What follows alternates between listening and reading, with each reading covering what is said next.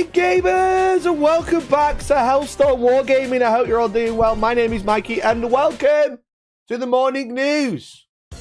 Welcome to the morning news. We have some huge headlines this morning. We have the first colour revealed for the signature series by the Colour Forge, and it's starring me. Oh, baby. I'm wearing a new t-shirt because we've got some stuff to talk about there.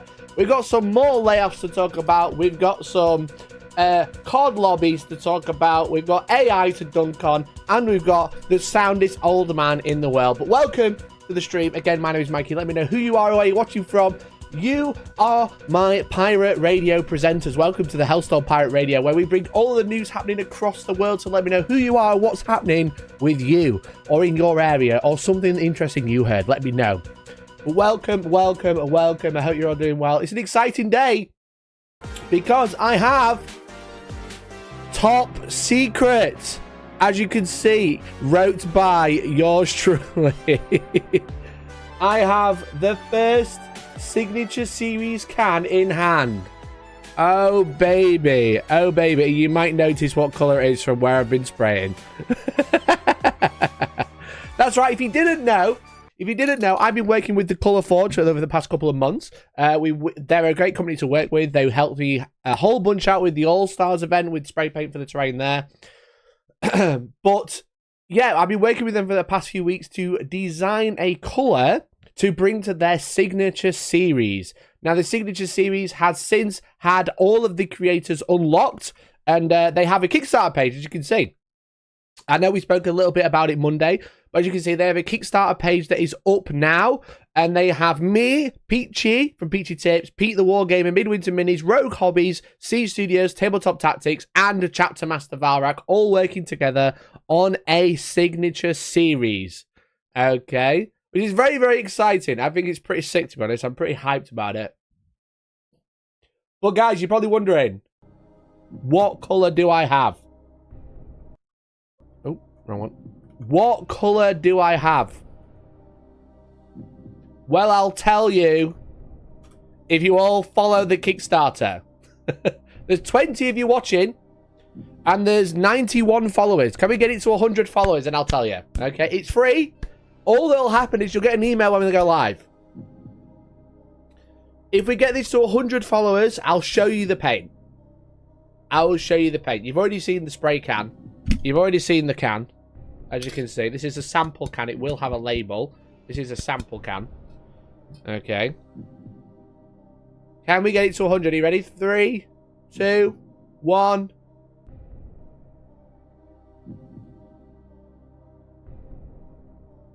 Chat, that's 4 of you. Can another 5 of you do it, please? Come on, we can do this together. I'm very proud of you. We can do this, okay? We can get this to 100. All you have to do is click the link that I've just pinned, press follow, and you'll get a notification when the project goes live. Okay, let's do a reload. 99, one more. One more. One more. Are you ready? One more reload. Proud of you all. Proud of you all. You don't even need your PC. You can do it on your phone. You just click the link. If Peaches is a peach colour, I'll cry. You can do it on your phone. If you're watching on your mobile, watching on your tablet or whatever, all you need to do is click follow. I followed it. There we go! Congratulations! Well done, everybody! Thank you so much. Thank you so much, everyone. There we go. Okay, well, I can finally reveal the colour is Reliquary Red. Reliquary Red. As you know, I am a huge Blood Ravens fan. I don't know if you knew, but I love painting Blood Ravens, okay? And I've never done a Blood Ravens painting tutorial, but a lot of you know that I paint pretty much exclusively with an airbrush. So I'm working with the Colour Forge to bring Reliquary Red to the table. As you can see, here it is. This is the first one. And this is what it looks like on a model, just for clarity. Here it is. I've sprayed up a Primaris Aggressor. Let me turn this just so you've got more lighting. Ooh, look at that. Oh, look at that coverage. Hell yeah. Oh, baby. But also, the perfect colour for Blood Ravens. Oh, look at that. Isn't it glorious? I just unfollowed just for you. Shut up. So this is Reliquary Red. A deep, rich red. Chaos Marine red. How is their colour super different from Blood Angels? Because Blood Angels are bright red. Blood Angels are bright red. This is a deep, rich red, you know? Blood Angels look totally different. Do I have like an example? Do I have an example? I don't think I have a Blood Raven. A Blood Angel. It's very different. It's very, very different, okay? Don't question me. But let me tell you about it. The first in the colours in the signature series. Today we show off the colours of each of our collaborators went for and hear from our creators themselves on why they chose the colours they did. First up, Mikey from Hellstormwargaming live on the morning news. Senior with the bumper crop of Yorkshire's finest talks about his chef's kiss of a colour, Reliquary Red. Considering there's a certain video game from 2005 and a particular army that got me into the hobby, that's me, this is me chat by the way, it had to be a deep red. Ever since I've been a baby gamer, my armies have been red, red, red. I did say that. George read that bit. It's my most used colour by far, and so looking to be able to introduce Reliquary Red, a distinct rich red, to the Colour Forge line. Because they already make Sanguine Red, which is perfect for Blood Angels, but they don't make Reliquary Red until now. Oh, well, they will with the Kickstarter. Okay. It's so iconic and versatile, it can be used for all different types of miniatures and so convenient in an aerosol can. Compared to dragging out the airbrush, I'm excited to see how people end up using the colour or just stealing skis from me. Brennan Doug, what the fuck? Brennan Doug! Holy fucking shit! Holy fucking shit. Thank you so much for the 20 gifted. What the actual fuck? Oh my god, look at all these beautiful green names coming in! Oh my god, they're so beautiful! They're so beautiful! Oh my lord! Gifted member. Thank you so much for the 20 gifted, Brennan. We've already made the giveaway. Oh my god. Typical Mikey making the news all by himself. Gifted member. Oh man, thank you so much. That is very, very generous of you. Dude, that is so kind of you. I've not even finished the announcements. Oh my god. Member. We've got a giveaway to do, okay? Brennan, you're going to be very excited. Thank you, Brennan Duck. I hate my mouth. Gifted Duck, member. was that you? Thank you, Brennan Duck, for the 20 gifted. Holy shit. Good night. I'll watch the stream tomorrow. Congrats again on your new page. Thank you, man. Thank you so much. I really appreciate you, dude. 140_85 celebrates 13 months of Thank you for the 13 months, Raziel. Hello from Canada. Hell yeah. Thank you so much, Raziel. Really appreciate you. I'll watch the stream tomorrow. Congrats again on your new page. Brennan, thank you so much, man. So it's very exciting, as you can see. Obviously, Reliquary Red is a paint that I use to paint Blood Ravens, or it will be, because as I mentioned, I kind of leaked a little bit last week, hashtag scammer, when I was painting this guy. And I was like, I haven't used any airbrush. Okay. I haven't used any airbrush, and as you can see, this was painted using this can right here, with a little bit of Sanguine Red over the top to brighten up a little bit. And yeah, this was no airbrush. This is all painted by hand. And this is a Blood Raven, yes, as you can see. As you can see. So I kind of leaked a little bit last week when I was like, I've been painting with no airbrush, by the way, guys. No airbrush. So you probably already guessed I was going to make a red. As you can see, this is the base colour. And then this is what you can do with it. This is how I'll be painting my Blood Ravens going forward. I'll be using exclusively Reliquary Red. Okay. Now, officially, hashtag ad, because, you know, we've got a very cool partnership, okay?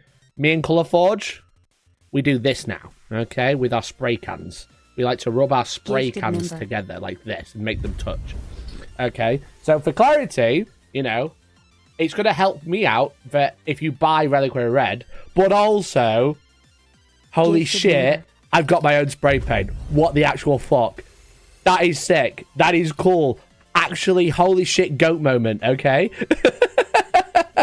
I'm so excited. It's so cool to work with a fantastic company. They're really cool to work with. All the people work there are really cool. But also, I've got my own paint, guys. Gifted member. I've got my own spray paint. No one else has theirs announced yet either. Mine's the first one. What the fuck?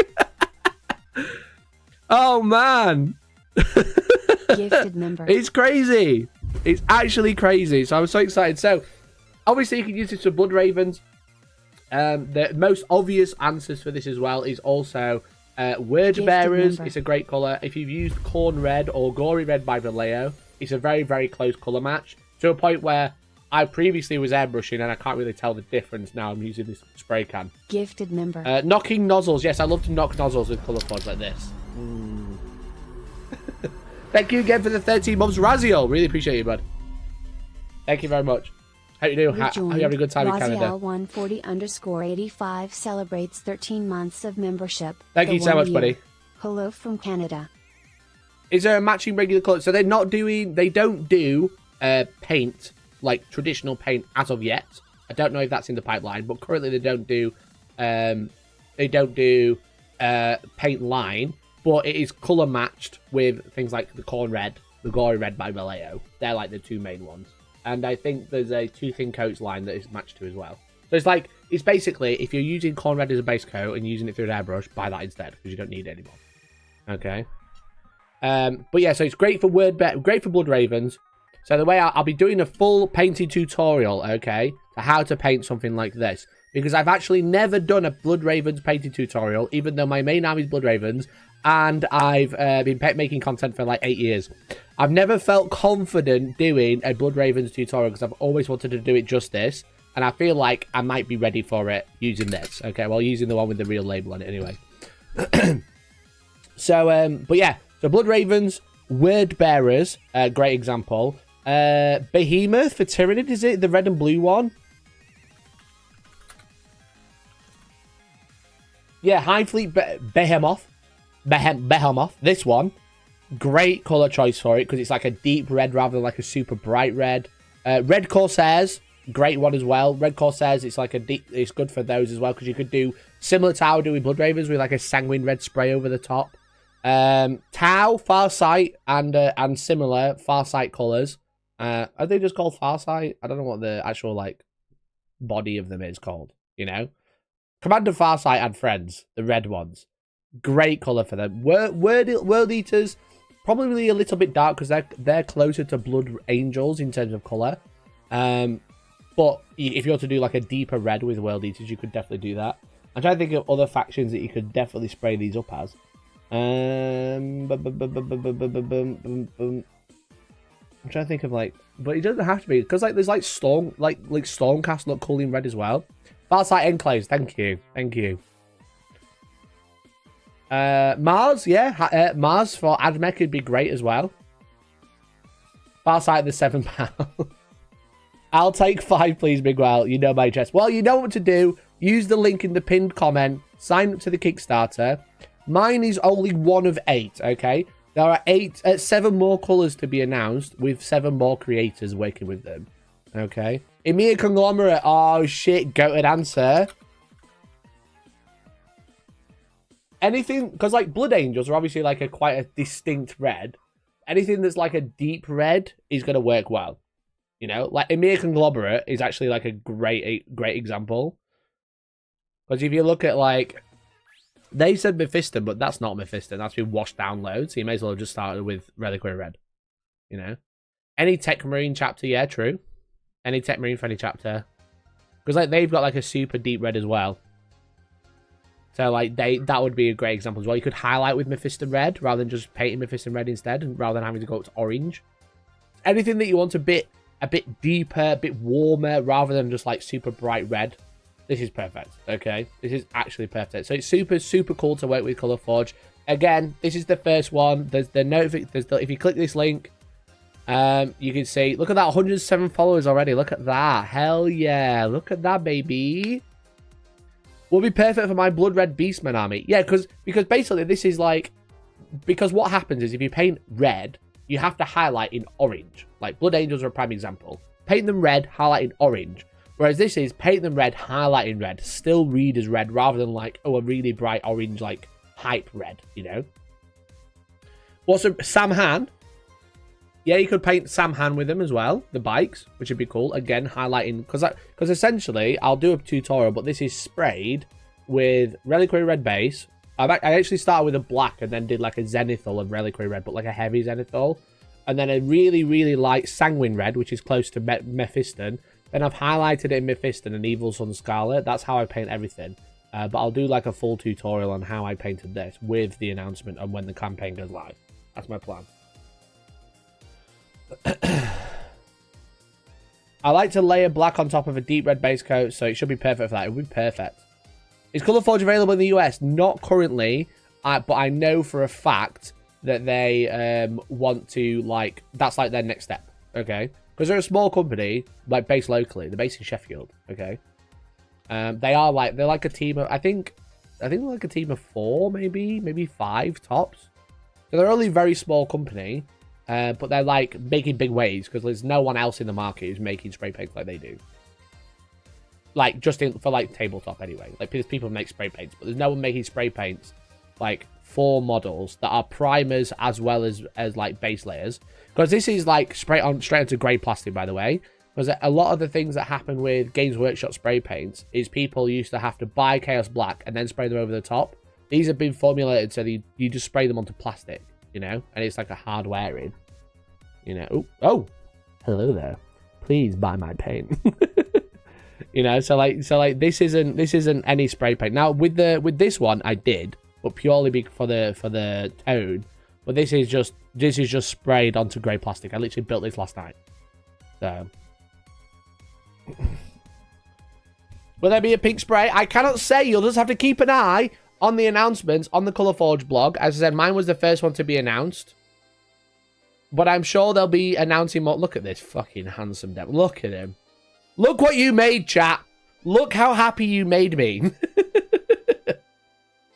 That'd be great base of blood letters, then airbrush Mephiston over it. Yes, definitely. Definitely. Has he got a name? He's called Reliquary Red. Which is really hard to say. But it's a pun on what I'll use it for, okay? And I'll say mine is probably one of the most inventive, all right? Mine, up there with maybe Pete's, probably the most inventive in names.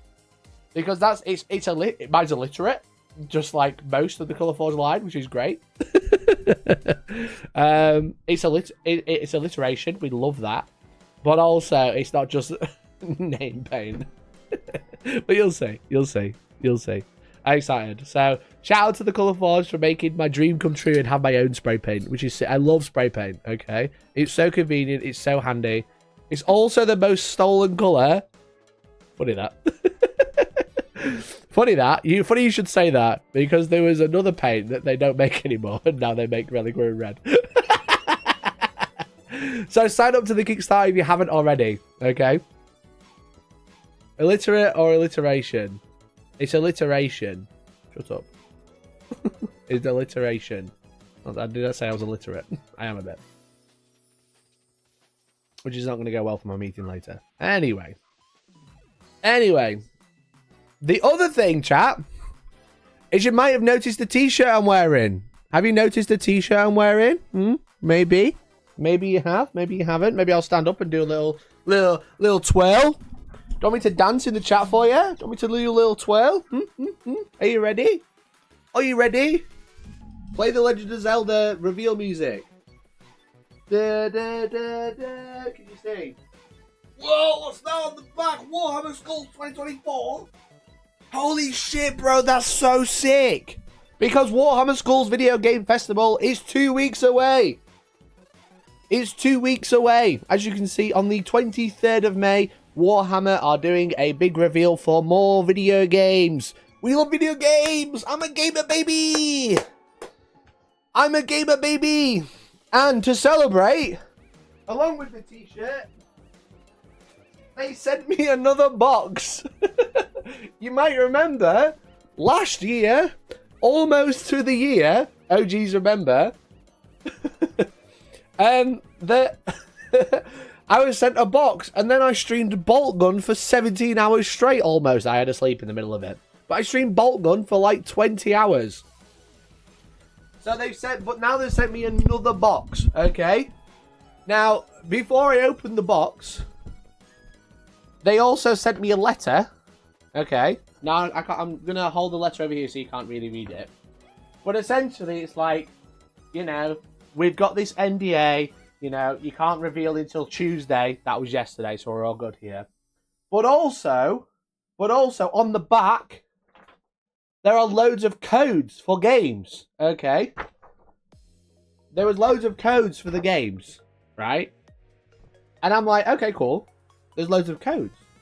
And these are for me to play on stream. However, they didn't send me one letter. They didn't send me two. They sent me three. All with codes on the back. So I have 3 copies of Vermintide 2, 3 copies of Mechanicus, 3 copies of Darktide, 3 copies of Bolt Gun, 3 copies of Blood Bowl 3, 3 copies of Total War Warhammer, 3 copies of Rogue Trader, 3 copies of Tacticus, 3 copies of Battle Sector, 3 copies of Combat Cards, and 3 copies of Warpforge. Now, I don't need all of these games because I actually own most of them already. But the ones I don't own, I have like put to one side, put my codes to one side. However, I've got loads and loads of games to give away! To give away! Hell yeah, look at that! We've got a pick a wheel.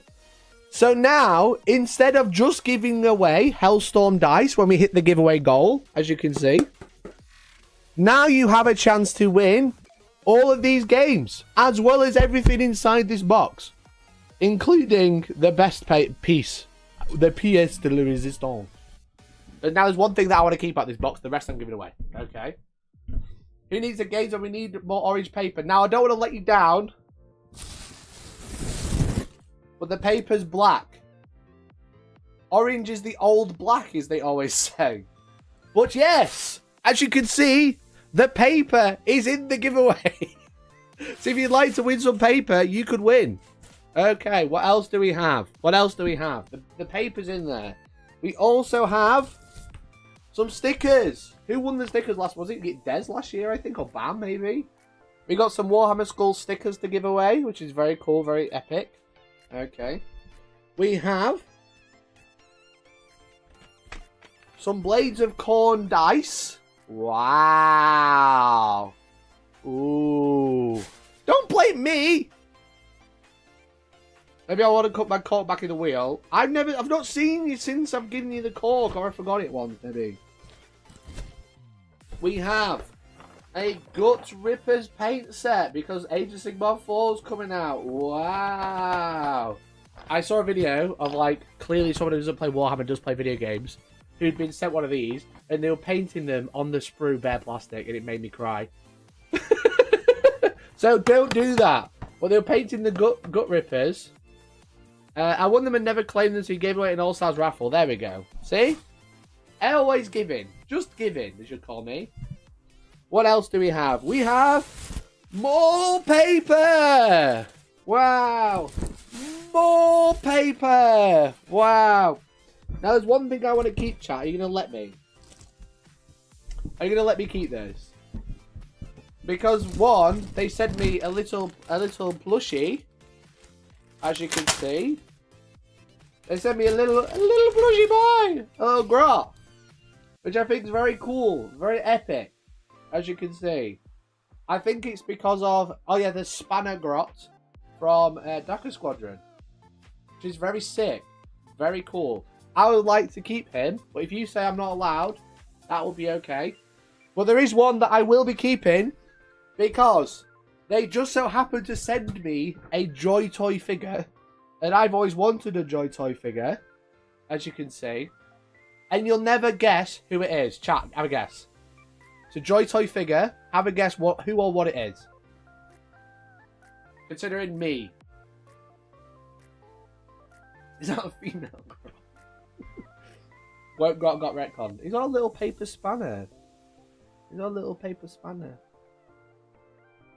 Gene Stealer, Gulliman, Shadow Sun. Is it a Blood Raven? It's not a Blood Raven. I'll let you in on that. Is it a plain one so you can paint it? Joy Toy don't do plain ones. But maybe what unit is it? Or what unit is it from? Considering it's me, they don't make Gabriel Angelo's one. I would not be hiding it like this. Oh, I'll show that bit. How's that? Oh. What is it? It's not Lamarty's, no. No one's got it yet. It's not a character. Shadowsun's got it! It's a fucking Desolator Sergeant! It's a Desolator Sergeant! Hell yeah, baby! I can't believe I just happened to get the Desolators. It's random. I got the Desolator Sergeant. I love Desolators. I love Desolators. So, chat, I'm going to keep this one because I want to repaint him. Is that okay? Will you mind? Will you mind if I keep the Desolator Sergeant? Look at him. Look at him. He's so beautiful.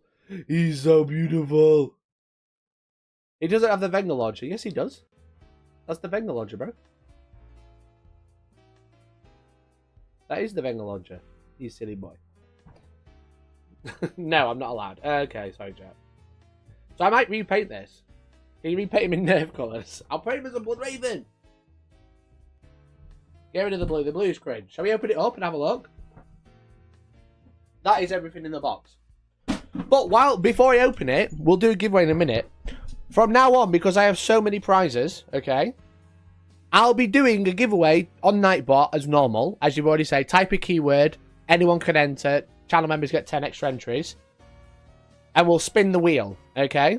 Now, I'm going to add loads of crap. So if you win crap, tough shit, okay? You win some paper, you get my little signature, you might get a Hellstorm head in there, all right? But then, everybody who gifts, everybody who super chats, everybody who becomes a member, who resubs, who does anything to financially support the channel will be put into a marbles race after in the same stream, okay? So we'll do a free giveaway, keyword giveaway, and then everybody who supports the channel on that stream will be put into a marbles race who will be able to spin the wheel again, and they'll get a free respin if they don't want it. Okay? So that is the plan. That's what we're going to be doing going forward. We're going to be doing 2 giveaways a night. If we hit the goal, we do a free giveaway for everybody. Everybody gets a chance to win anything on this wheel. And then the people who made the giveaway happen, the people who supported during that stream, such as super chats, memberships, gifting, resubs, extra, whatever, you'll be put into a separate marbles race, and whoever wins that gets to spin the wheel with a free respin if they really want to. If they like draw like the Dark Tide Steam game, but they already have it, they can respin and try again. Okay, but they can have to take the second offer. Okay, you have to take the second offer. So that's what we're gonna do. Open it on stream and then spray him in your new colour forge spray. Oh, I could do that. Shall we do that? And I'll run the giveaway while I go and do it. Let's open it up and have a look. So we'll be doing a marbles giveaway today as well. So Brennan is currently the only one who's in the giveaway. Hey, Jamartin! Well, Brennan Raziel and Jamartin are in the marbles giveaway now. I've never owned a Joy Toy. I have the Bandai one, which is actually really sick. But I think they moved to Joy Toy. Oh, what have I got? Oh, baby. Look at that. Hell yeah. Hell yeah, baby. He's got a choice of hands. I hope his head can come out. Hey, Big C! Thank you very much for becoming a member. Thank you very much for gifting membership, sorry, to Hashiro. Hashiro, make sure you say thanks. So thank you, everyone becoming members, because I realised I was kept asking people for memberships, and then none of the people who were actually making it happen were winning. So now I'm doing an extra thank you giveaway, essentially. Oh, he's attached. He's attached. Look at that. Whoa. The Wenger boys. The Wenger boys are back in town. I don't need to spray that though, do I? Except for it's got a horrific mold. Look, chat, it's like a real Warhammer. It's got this fucking horrible mold line. It's got an awful mold line. It's like I'm really playing Warhammer. I like that the wires are made of rubber though. That's cool. Right, let me put it in his hand. Maybe. Will you go? No. Right, and then that goes onto his backpack. Oh, actually, it just goes on his belt in this case. I hope I can take his gun, his wires off, because I don't want to have to paint those. Hell yeah! It's like every Wenger launcher sergeant ever. His hand's too rubbery, it doesn't hold it up. His hand's too rubbery, it doesn't hold it up properly. Because they all hold them up like this, don't they? Every Desolator Sergeant, it's all up like that. His hand's made of rubber and it doesn't hold very well. And what else does he have? Oh, he's got the... Oh, he's got an extra ammo case. Oh, shit. Let's go, baby. Get in there. Oh. I broke his hand. Oh, no, I didn't break it. It's okay. I just pulled it out. Smashed it. Into there. Into there. There we go. It doesn't hold it very well. Tuck it under your shoulder, mate. It's too heavy. Look, his wrist is snapping. It's too heavy. His wrist is coming out. Nothing a bit. I haven't actually broke. I just popped his hand out because the fingers are made. They're made of rubber. Elephant. Shut up. Careful with things you're about to give away. I'm not giving away this. I'm keeping this one. I want to keep the cool Space Marine. To be honest, and I'm not even sorry. It doesn't quite fit in his hand properly, as you can see. Can you see? He's holding it, but there's not enough room for him to tuck it under his arm. So he can only hold it across his chest. I don't think he can even do that. I don't think he... How does he hold it in the box? How? Wait. Wait, what? Chat. What's wrong with this picture? What's wrong with this picture? What's wrong with him? Holding the gun. Specifically holding the gun. Can you see it? He's got no fucking hand.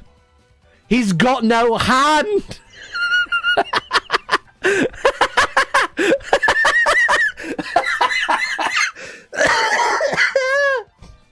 He can't even hold his own gun. I can see the hand is not attached to the wrist. No. What a fucking scam. That's a fucking scam, bro. What the fuck? I was like, why is he not holding it? It's because he can't. He can't hold it because it's too heavy.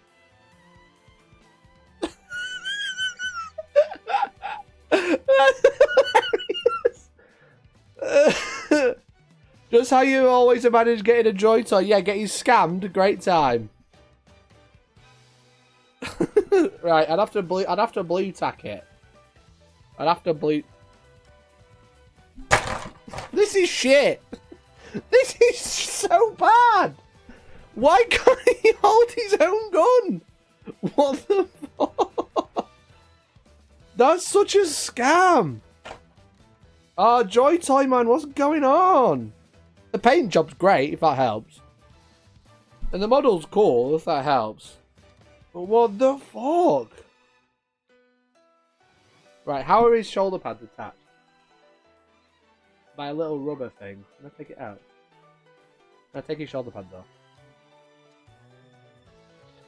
Desolator Marines continuing to disappoint in another scale. The paint job you're 30 seconds recovering. Yeah, that's the one. I'm trying to detach him though, because I don't want to paint his shoulder pads. I want to paint those separately. Can I take them?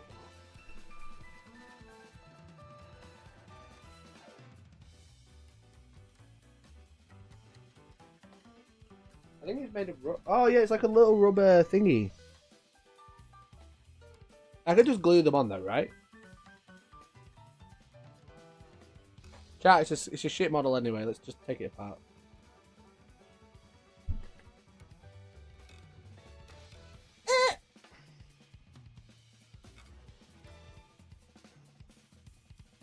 Oh, chat, I should do this on a video if I'm going to repaint it, right?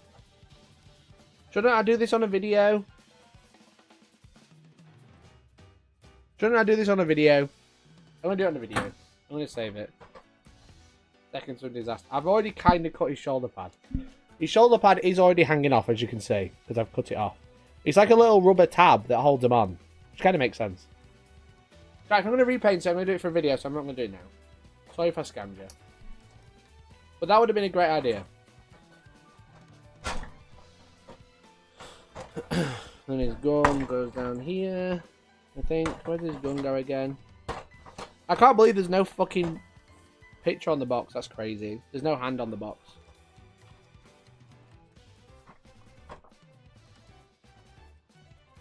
Cancel Mikey for scamming us. I can't believe there's no hand. That is actually mental. But yeah, I'll save it. I'll save it. Sorry for scamming you right now. But we'll always remember this day that we got scammed by JoyToy because there's no fucking hand on the picture.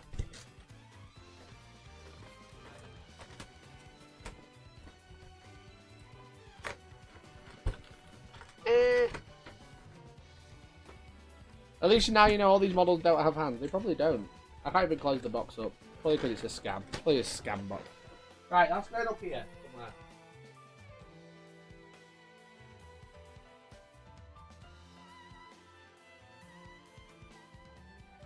There we go. What about the Snotling? Can I keep him, or do I have to give him away? He's very cool. I really like him. But also, he's just going to be here. He's just going to be here. But anyway, let's put all that away. Let's move all this off. We have 5 sets of paper to give away. 1, 2, 3, 4, 5 sets of paper. Some paint sets, some dice, and some stickers.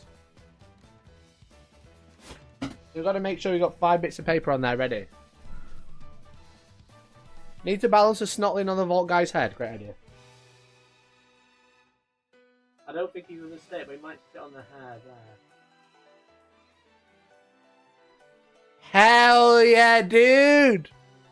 Hell yeah, look at that! It looks so comfy! Fuck yeah, dude. That's so sick. That's so good. Look at that. He's going to be there forever now. Is he just in shot as well? Oh, look. It's almost like he's made to be there. It's almost like he was made to be there. Look at that. Beautiful. Beautiful. Beautiful. Right, so add 4 more bits of paper onto here. Okay, we have 5 bits of paper now. Let's shuffle them. Shuffle, shuffle, shuffle, shuffle, shuffle. Okay, chat, we've got a giveaway to do thanks to Brennan Duck. What if you need your old world rulebook? Just grab it.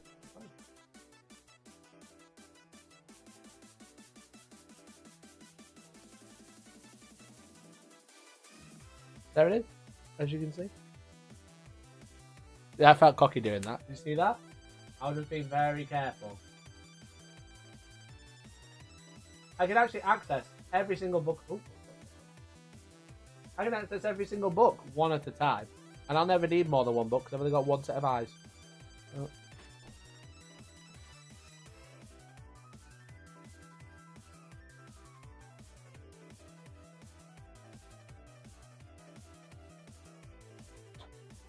I don't want to talk about it, to be honest. I don't want to talk about what just happened. I don't want to talk about it. I don't think that actually happened. I don't think that actually happened. Nothing happened! Gifted member. Lyle, thank you very much for the 5 gifted! Thank you very much for the 5 gifted. I really appreciate you, man. Freedom for the Vault Snotling. Okay. Gifted member.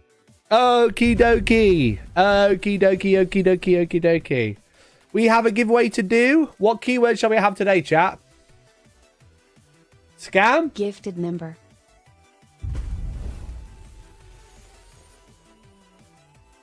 Let me refresh.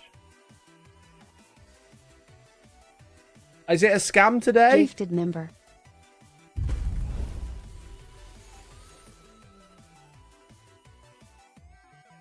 No hands. No hand, okay. Gifted member. Exclamation point, no hand in chat.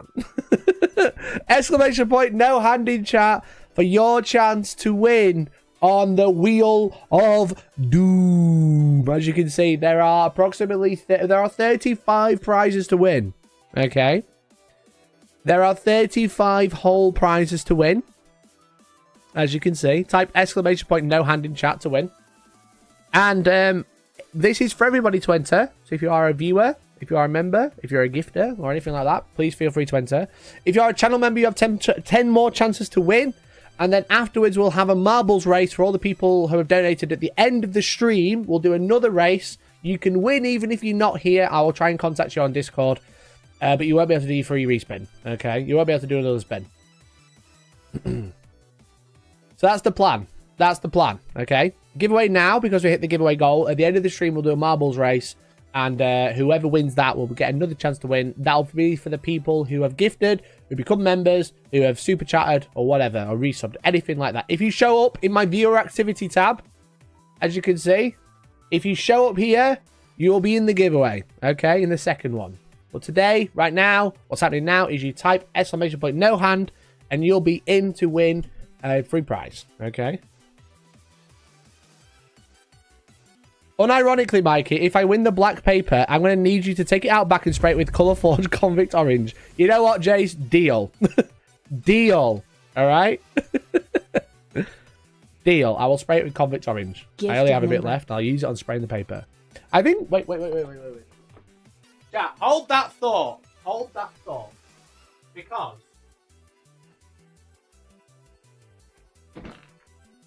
Look what I have. I still have it, you know. I still have last year's box. I've been saving it for today. I still have last year's box. And I don't remember what's in it.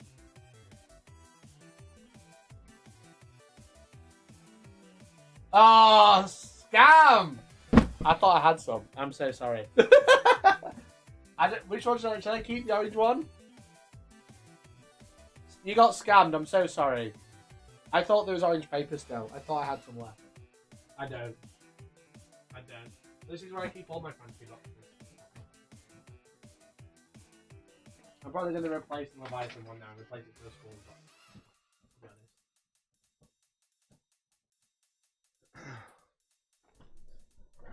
box. Imagine if I had a load of fucking orange paper in there. Opening an empty box like GW with their Necromunda reveals. Can't gift from mobile, winking face. Thank you so much, Ned, for the 5, mate. Really appreciate it. So now you're going to be in that giveaway now as well. So it's all good. It's all good, mate. You're all good. You're going to be in that one too.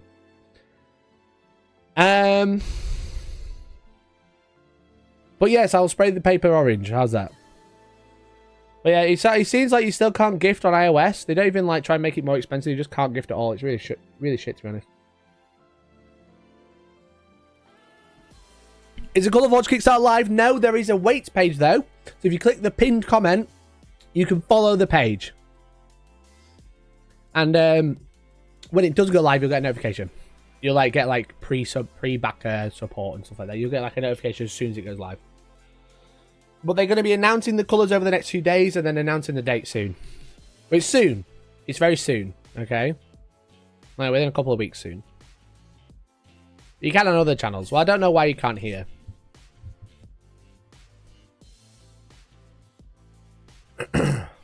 We should add the Colour Forge there, shouldn't we? Let's add this link as a command. Oh, no, I won't do that. I won't do that yet. YouTube doesn't like me. No, there's like certain channels that get like different benefits for some reason. I've never understood why. I've tried to ask before, but they just won't answer. It honestly doesn't make sense. Honestly doesn't make sense. They're just denying themselves money, to be honest. YouTube. But But anyway, if you've typed exclamation point no hand in chat, you have been added to this. There are 31 eligible people to win. There are 60 viewers, so almost half of you haven't bothered typing it in. Got a 2-hour scoping meeting. Well, maybe, Lyle, you'll win while you're away. Okay? Maybe you'll win the marbles race at the end of the stream. Exclamation point no hand in chat. If your name is appearing on the left, you have won. You have not won. You have got a chance to win, even. If you don't see your name, you haven't entered. Okay? You haven't bothered entering.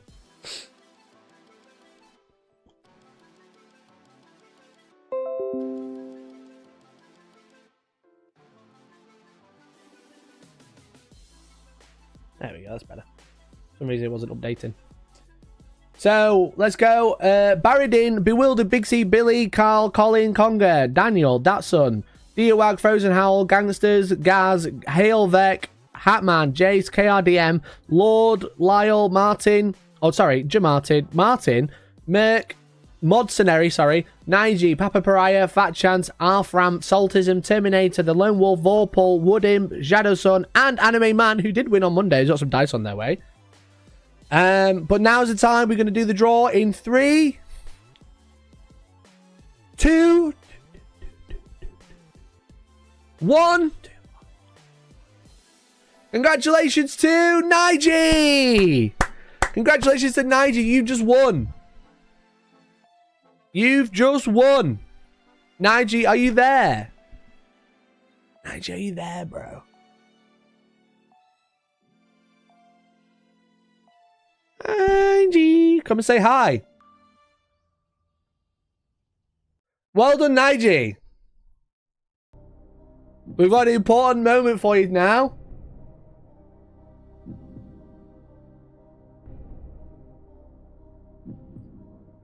You're there.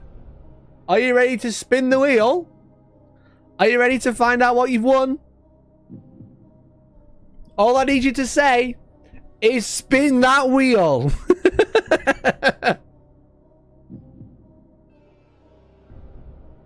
Just say, spin that wheel. And then I'll spin it. And then you'll win a prize. Here we go. In 3, 2, 1. Best of luck. Best of luck, Nige. Here we go. The first prize on the wheel is... You've won some paper! Congratulations! Oh, congratulations! You just won some paper!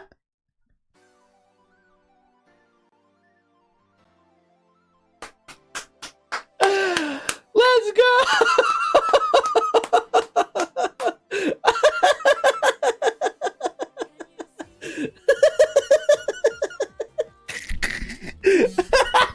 Of course it's paper to start. 35 chances. Only 5 of them are paper. The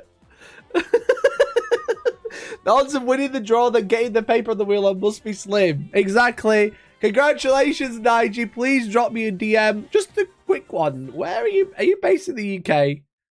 Are you based in the UK? Just out of clarity, do I have to ship this paper to Australia?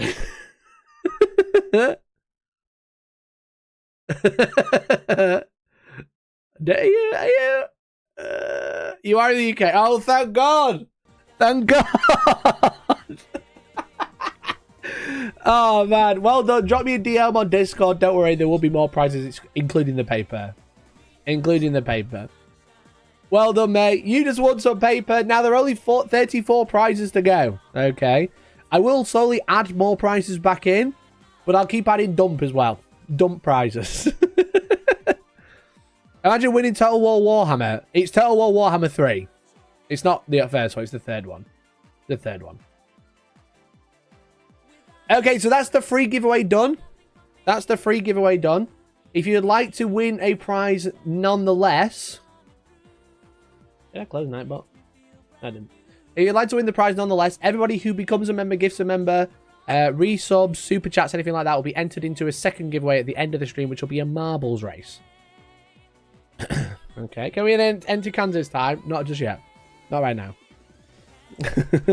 They'll be doing a marbles race at the end of the stream for everyone who's gifted a membership and stuff like that throughout the stream, and there'll be a second chance to win, okay? If you didn't win now, don't worry, that's okay. There's another chance to win, okay?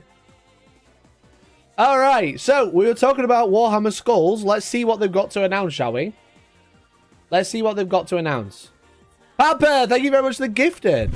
Thank you very much for the gifted. Basically, I wanted to create an incentive where people who are gifting, who are triggering giveaways and then not winning anything, is really silly.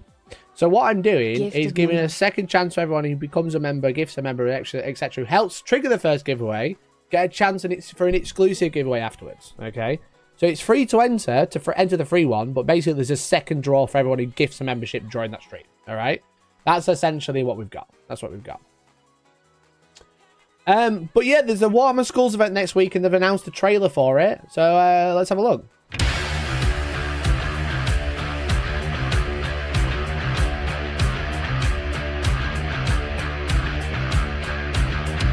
Hello, Warhammer fans. Sadly, all of those games we already have.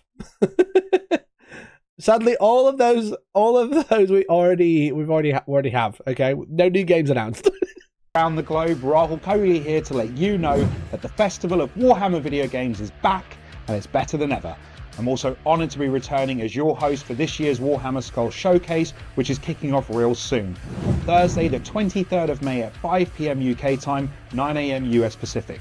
So mark your calendars, set your alarms, and prepare for some exciting new reveals, world premieres, as well as a week-long discount on a wide range of Warhammer video games.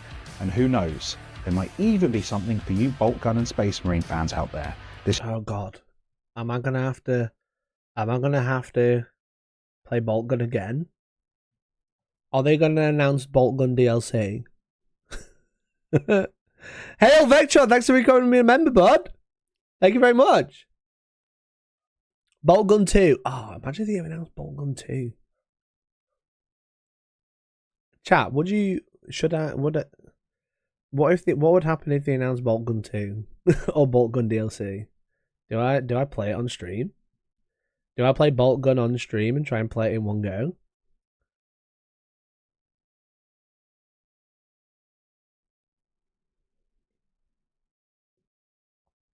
There's a guy from iZombie.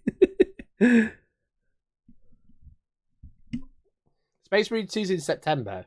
So I will say, when Space Marine 2 comes out, I am going to sit here and play it until it's completed. I'm going to do the same as I did for Bolt Gun. Free Radio Armageddon celebrates 18 Thanks for the 18 months, free radio. Oh, hi. Hey, stream, do I actively make the same mistake again? Free Radio Armageddon celebrates 18 months of membership. Oh, hi. Thanks, Hail Vector. I really appreciate it. I'm not sure why you're a legend color, but I really appreciate you becoming a member, bud. Thank you so much. So if they announce Bolt Gun DLC, what do we do? Do I play it again? Do I play through the whole game again? I am the fastest Bolt Gun player in the world. Oh, let me know which day. What do you mean which day? Well, the date's out. So you're going to stop at the last act. I won't be playing it on hard. I'll be playing it on easy. I'm not going to say what difficulty I'm going to play on, okay? I don't think that's fair. I don't think I need to announce that.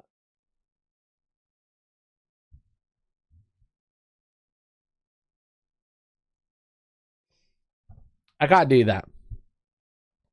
Space Marine 2 is a 25 to 30 hour game. Okay. Yeah. Yeah. But I won't be doing it in... I will be doing it in one sitting. If I'm going to do it. Space Marine has co-op, so it'd be fine getting carried through. Fuck you. What if he told you Vince finished it on hard? Who's Vince? Pleasant Kenobi? He doesn't even know what a video game is.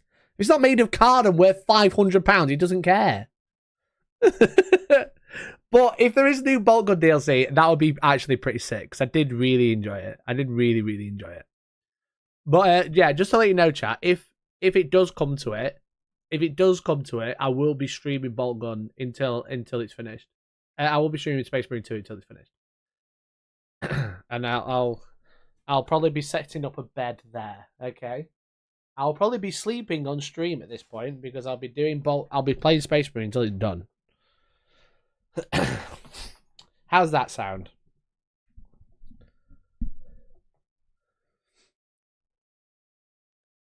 How's that sound? What does it say anything else? But Bolt Gun 2, a Bolt Gun DLC or Bolt Gun 2 is a bit exciting because I did, as much as I hated the experience of Bolt Gun, the game is fun. Gun and Space Marine fans out there, this is not one to miss. I'll see you there.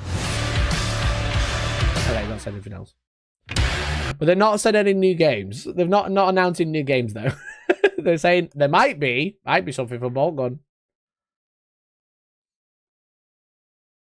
Vince has Guy's Cradle that's worth more than your car. Yeah, okay. I was making a reference to the fact that magic cards are expensive for no reason. The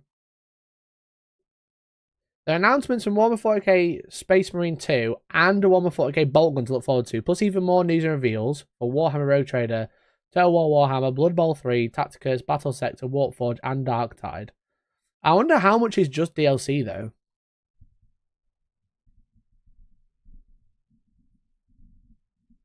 Bolt Gun has a single speed run for the whole game. Easy, you can be number 2. I am number 2 then.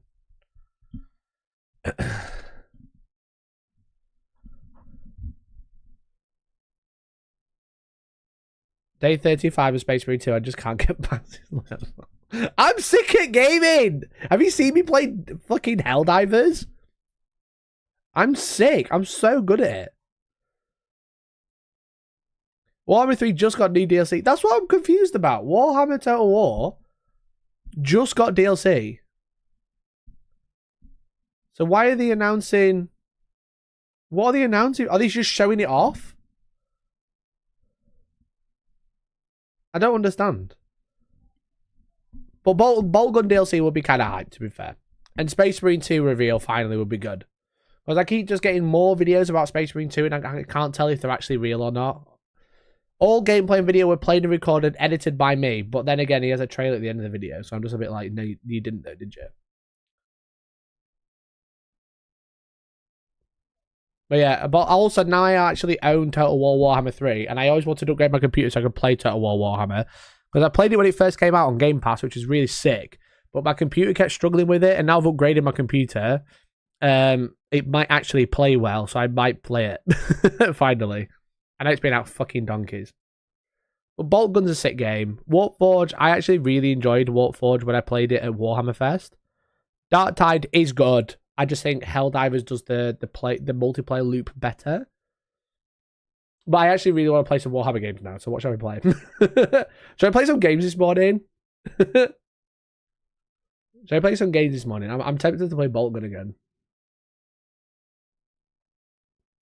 But it's not all fun and games in the esports, realm, in the gaming realm. Because as you know, I'm a big fan of Insomnia Gaming Festival, which I attended like last month. If you remember, I went to Insomnia with Georgie. We had a great time. Met loads of great people. Made really good friends. Met some people I've been watching on YouTube for a long time. Made friends with those. They announced yesterday that there was mass redundancies at Player One Events who run Insomnia, which is actually really gutting, to be honest. Really, really gutting. I don't think I can listen to this one anymore.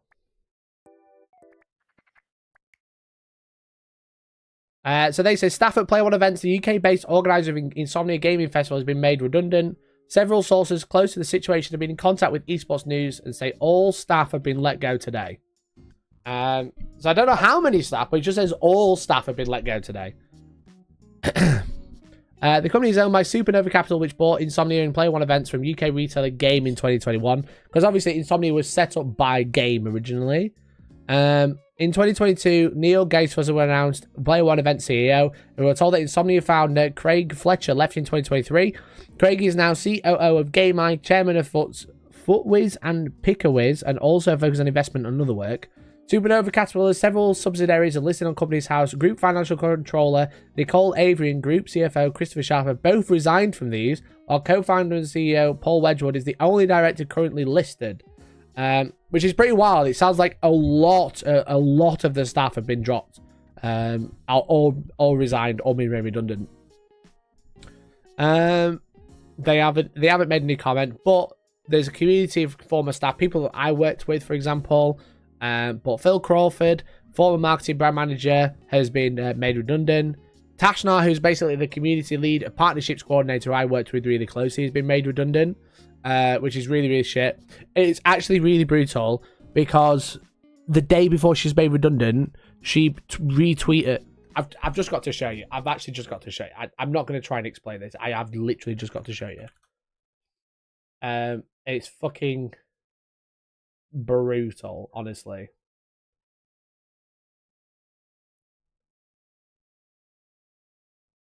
Like, has she deleted the tweet?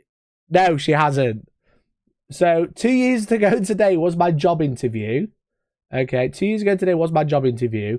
July 18th, 2022, she posted this. A bit, typical cringe, but it's fine.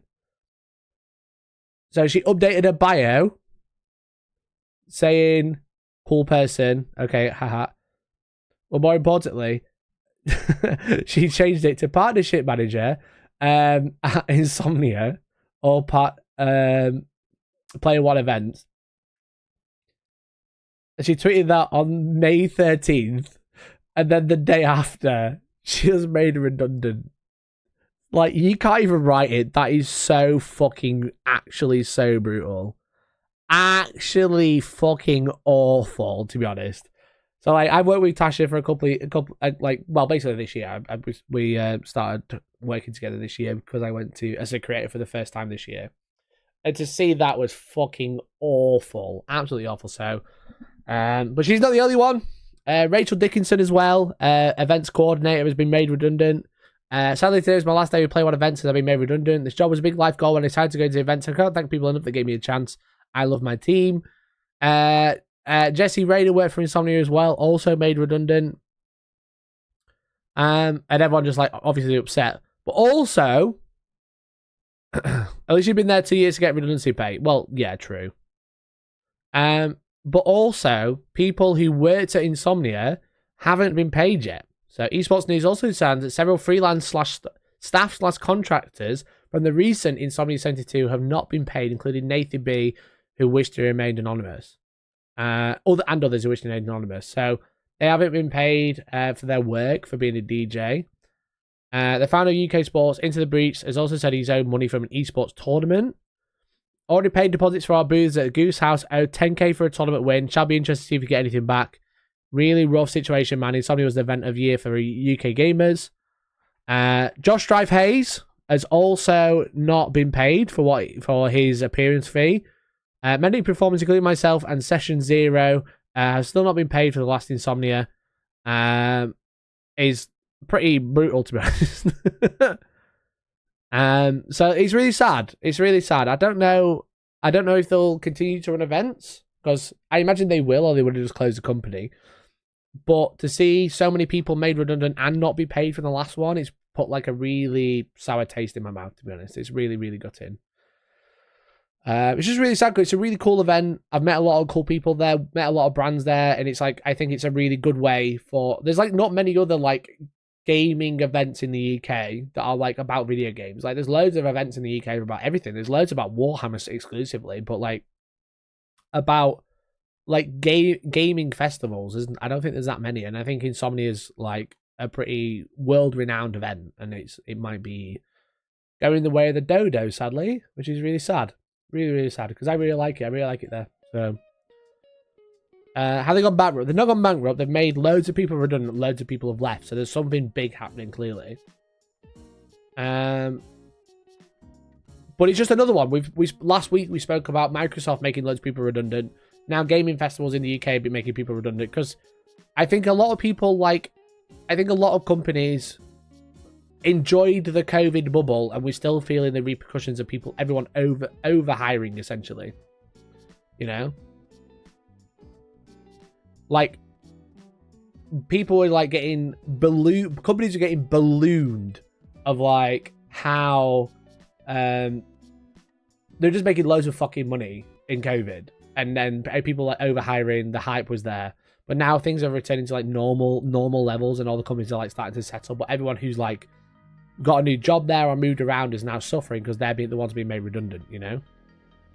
But that's what it feels like. It's just like people just like bouncing off the COVID bubble, popping, and we like really start to feel the repercussions of it now. Because essentially there's just like loads of money being thrown out, you know? The government were giving out loads of money. People like had way more interesting things, especially like gaming and stuff, because a lot of people were at home. And now people are back to normal. There's a cost of living crisis, which is probably spurred on by loads of factors, but also like loads of companies, studios, etc., just over hiring, and then like really fucking feeling it now.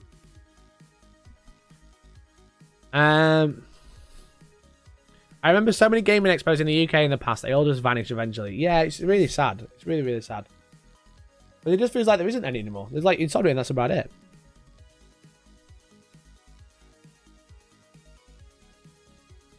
To be honest, after working in the hospitality industry, this is all too common in that industry regarding events. I've only heard similar stories regarding other events in other industries. About just being made redundant?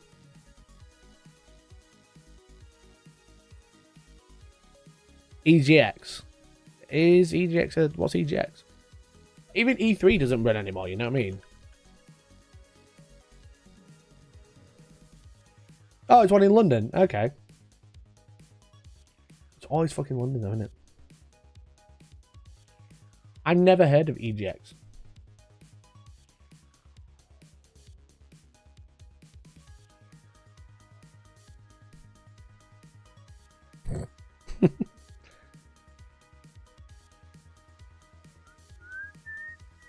October 25th to 27th. There's not a lot about it. Who's there? It doesn't say. Read our FAQs.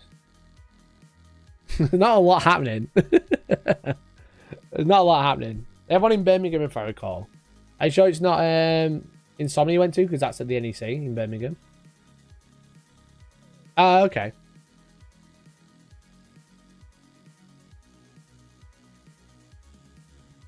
Maybe they'll pick up where Insomnia leaves off then, but it's not good. NEC isn't bad to get to. NEC is great now.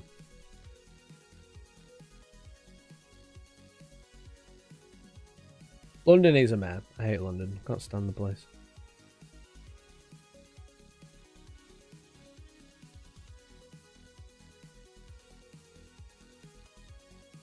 We sent a brand manager to that one, see if we could pick up with big publishers. They said it was mostly indie and smaller publishers.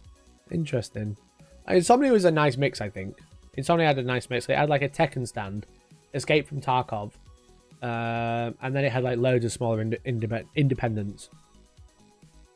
It's a shame. It's a shame either way. It's a cool event, and I hope it keeps running, but it's just a shame to see loads of people get made redundant. But I think it's most... I think the problem is with Insomnia, I think they don't utilize the NEC very well. But I also think it's probably because they just don't have enough people wanting to do the event. Like, not like attendees, as in like retailers and stuff. Because like, if you've been to the NEC, it's absolutely huge, right? It's absolutely massive. And they use all of the halls there, 1, 2, and 3. And like UK Games Expo, that has UK Games Expo utilizes all of the halls and fills it with all of the publishers, all of the game developers, all of the indie model makers, and then loads of like stalls of just like people selling stuff, right? But Insomnia is already weird because I don't know how they did it, and clearly they couldn't. That's why that's why people get made redundant. There's like 3 halls. Hall 1 they use for camping. So they let people camp there. Hall 2 is just for queuing, which is like... The Hall 1's the biggest hall they've got. Hall 1 is for camping. Hall 2 is for queuing, which ultimately is empty most of the time. And then Hall 3 is where actually everything happens, which is the smallest room they have. And then they have like a side room, which is the LAN area, which is still part of Hall 3. But I'm always a bit like... How do they do it? Why are they using the biggest hall in the venue for camping? Surely they're not making any money off that. And clearly they weren't. That's why they're not fucking... They're making everyone fucking redundant. It's just strange. I'm just like, why don't you just put everything in 1, 2, and 3 and get loads more publishers in there? But maybe, as Diowag said, it's because more big publishers are just doing their own shows. They're not really doing smaller big expos, you know what I mean?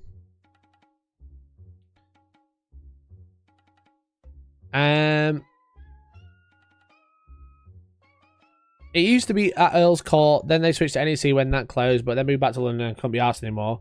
EGX used to be great to meet up with mates and play games. Yeah, it's interesting. Maybe I'll check it out because I've never been. It was good fun when I went for NEC for Magic Gathering, Grand Prix, and the Bodybuilders Convention, and Baking World was there at the same time. That's kind of like how it was at Salute at the London XL, because they had like a bodybuilding thing and like a dancing thing, and then the Salute as well, which is funny.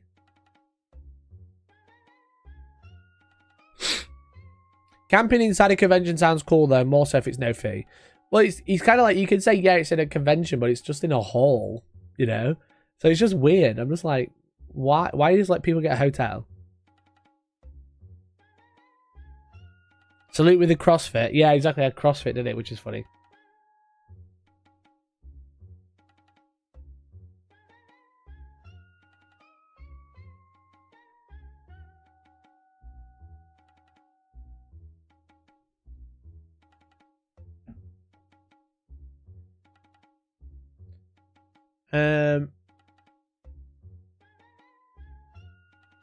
How do you hammer the tent pegs in? I don't think you do, mate. I don't think you need to when you're inside. There's no wind. Aren't the tent pegs there just for wind, right? 100% shows are just so expensive. GW aren't doing any shows this year. Yeah, that's the thing. Games Workshop aren't even doing any shows. I don't know if it's out of pure arrogance, expense, or what. The only show they're really doing is this weekend that I'm going to for the Age of Sigmar thing. But it's just like a free open day at Warhammer World. There's probably a lot of wind. Okay, very good. Very good. Yeah, Games Workshop not doing any events. Is that... I always kind of feel like that's just because of they're quite arrogant. You know? They don't need to.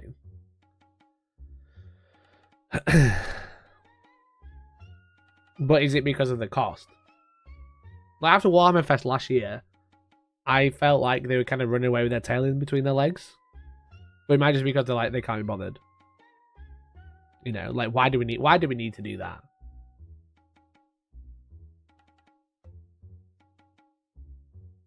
Yeah, they're doing tournaments, but they're not doing like Warhammer Fest or anything like that. They're only just doing Golden Demon, but it's at Essenspiel, which is, as far as I understand, always been a like publisher to business type of event. It's not really a convention.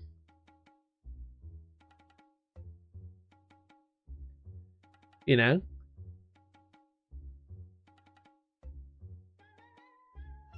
Dallas Open is the preview show. Yeah, it just feels odd. Because like every other big game system like 40K always has Warhammer Fest or something similar to announce it, but just announcing it at a tournament is like strange.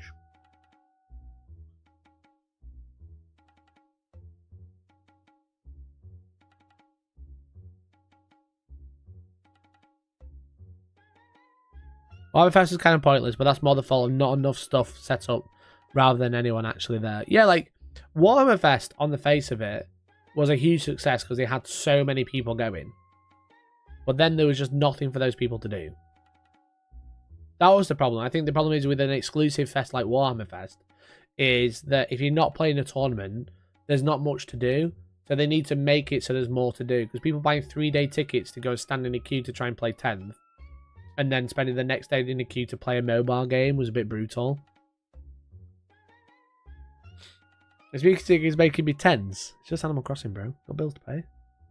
Got bills to pay, have you?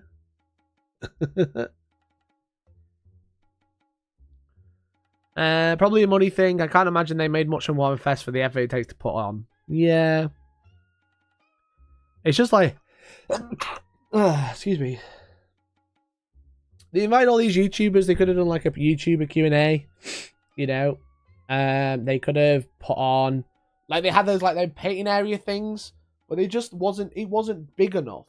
It was too many people and just not big enough for what they had, you know? It seemed really slapdash. Yeah, I remember one of the organisers, I'm not going to name any names, but they said they wanted to make it like Disneyland, a walk-in Disneyland. That was what they compared it to. And then you walk in, they've got a smoke machine at the entrance, and the entrance was cool, but then there was just nothing. There was like a spike and a barrel in the middle of the floor, and then a Terminator. And I was like, what about this is Disneyland? But that was the quote, the pull quote I'd give it. We wanted to make it like Disneyland. And it was, yeah, you're right. You're queuing for 5 hours for 3 minutes of fun. I think the tournaments were the problem with Fest. Not that I have an issue in general, but they took up far too much space. The thing is, Rich, is, yeah, you're right. It took up loads of space, but there was nothing else. There was nothing to put there. They spunked all the budget on their entrance. Yeah, exactly. There's, even if the tournaments are smaller, the space would just be empty. Like a Scottish chocolate factory. He wasn't far off. He wasn't far off, no.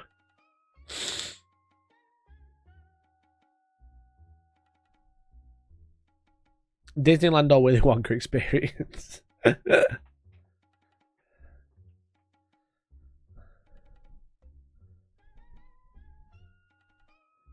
But that was the thing. They didn't have a banner, but it was better than the Wonka one.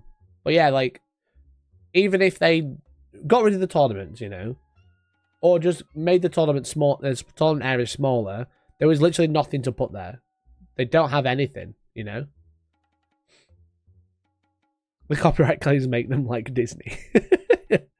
So that was the problem with Warhammer Fest. If you're going to make a festival about Warhammer, you need to utilize more than what they were. You know, the stalls are really cool. The Warforged stall was fun, where you get like your picture taken and stuff. Golden Demon is nice to look at for like an hour, you know, but you couldn't get to it because there's nothing else to do. So the only thing you could do is look at Golden Demon. Having to queue to play 10th is understandable, but when there's nothing else to do, the only thing to do is play 10th. You know, it's like they just I don't know what else could they put. What else could they put there? You know.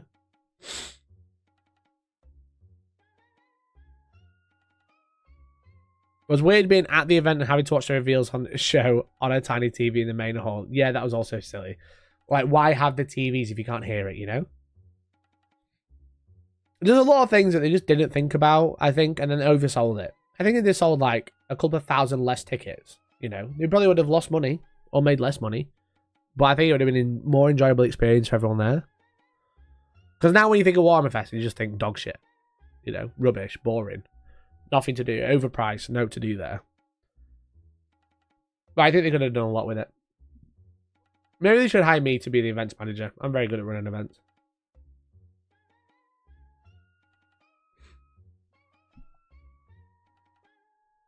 Do you remember when it was demo games from each store, stuff to see, and chaos trying to buy stuff? Demo game for each store. They lost a lot of lost money on Warhammer. A lot of money. Do you reckon?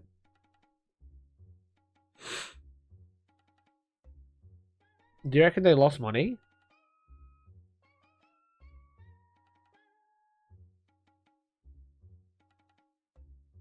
Mikey for GDB Events Manager, mod scenario on security deal. Maybe it'd be better in their own backyard in a building they already own. Yeah, like Warhammer World is like quite a nice venue. It's central, it's easy to get to, so just off the M1. So that's convenient, so maybe they should just stick there. But do you actually reckon they lost money on Warhammer Fest, considering how many people were there? Yeah, they might have had some stuff stolen, but like the product costs have been next to nothing.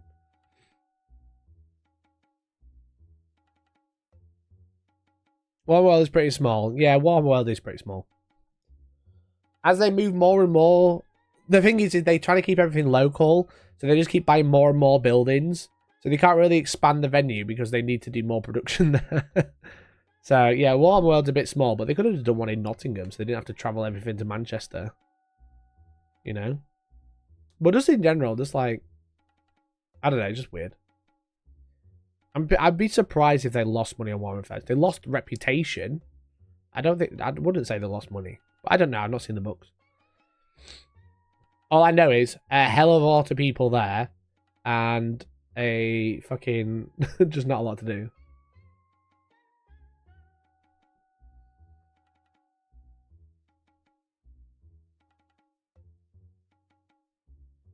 100% they lost money on Warhammer Fest. It was designed as a loss leader event to advertise. They lost more money than expected for the effort Head and Snow Fest this year. I figured they just didn't want to do Fest because they lost a lot of reputation. They didn't want to do it again. They wanted to wait until everyone had forgot and then do it again.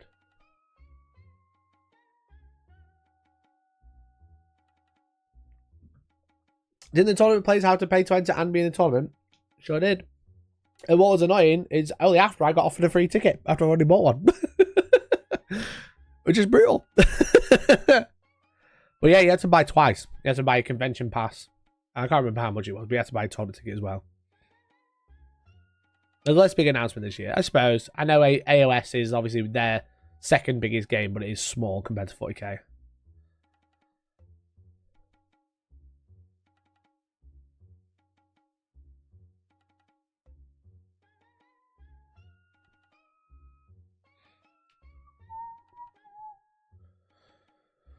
Okay. Anyway,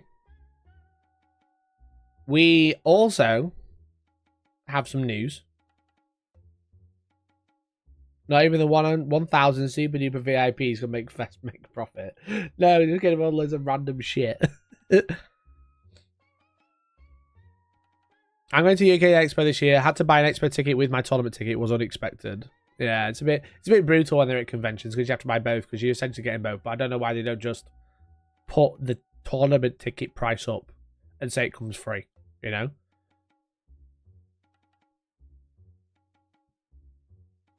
My daughter loves Warhammer, but he's on the autism spectrum, so really struggled with the disorganization of the festival to a point where she had to leave. That really sucks, but I'm also not surprised. That's like a really brutal, obviously depending on her triggers, that must have been really tough. You know? Like loud, unorganized places are hardest for most people. Never mind if you really struggle with like crowded, loud noises, etc. Depending how she suffers with autism. But that sucks.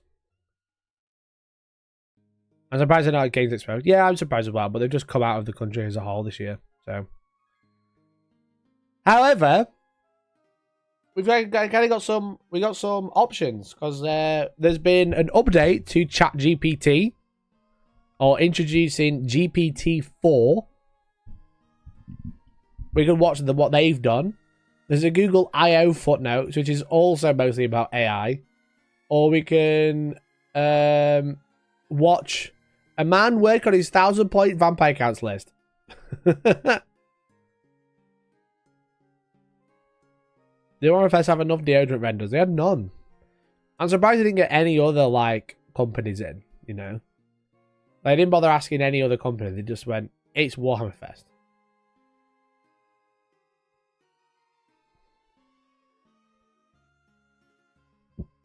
Do it can get the AI to name a new version of itself? Yeah, maybe. Maybe. There's been a huge update to OpenAI have launched a new, like a huge thing with ChatGPT. You want to look at the VC list? We'll quickly watch the OpenAI stuff. We'll skip the Google one, and we'll look at the old man talking about his list. But basically, OpenAI is one of the big AI models that is like essentially the market leader, and they've had a huge update to ChatGPT 4.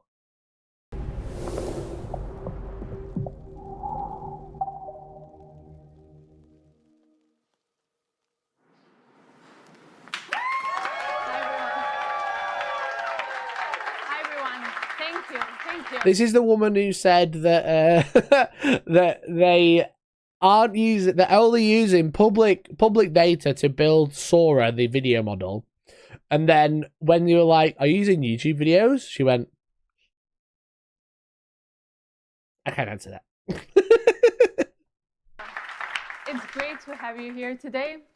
Today I'm going to talk about 3 things. That's it. We will start with why it's so important to us to have a product that we can make freely available and broadly available to everyone. And we're always trying to find out ways to reduce friction so everyone can use ChatGPT wherever they are.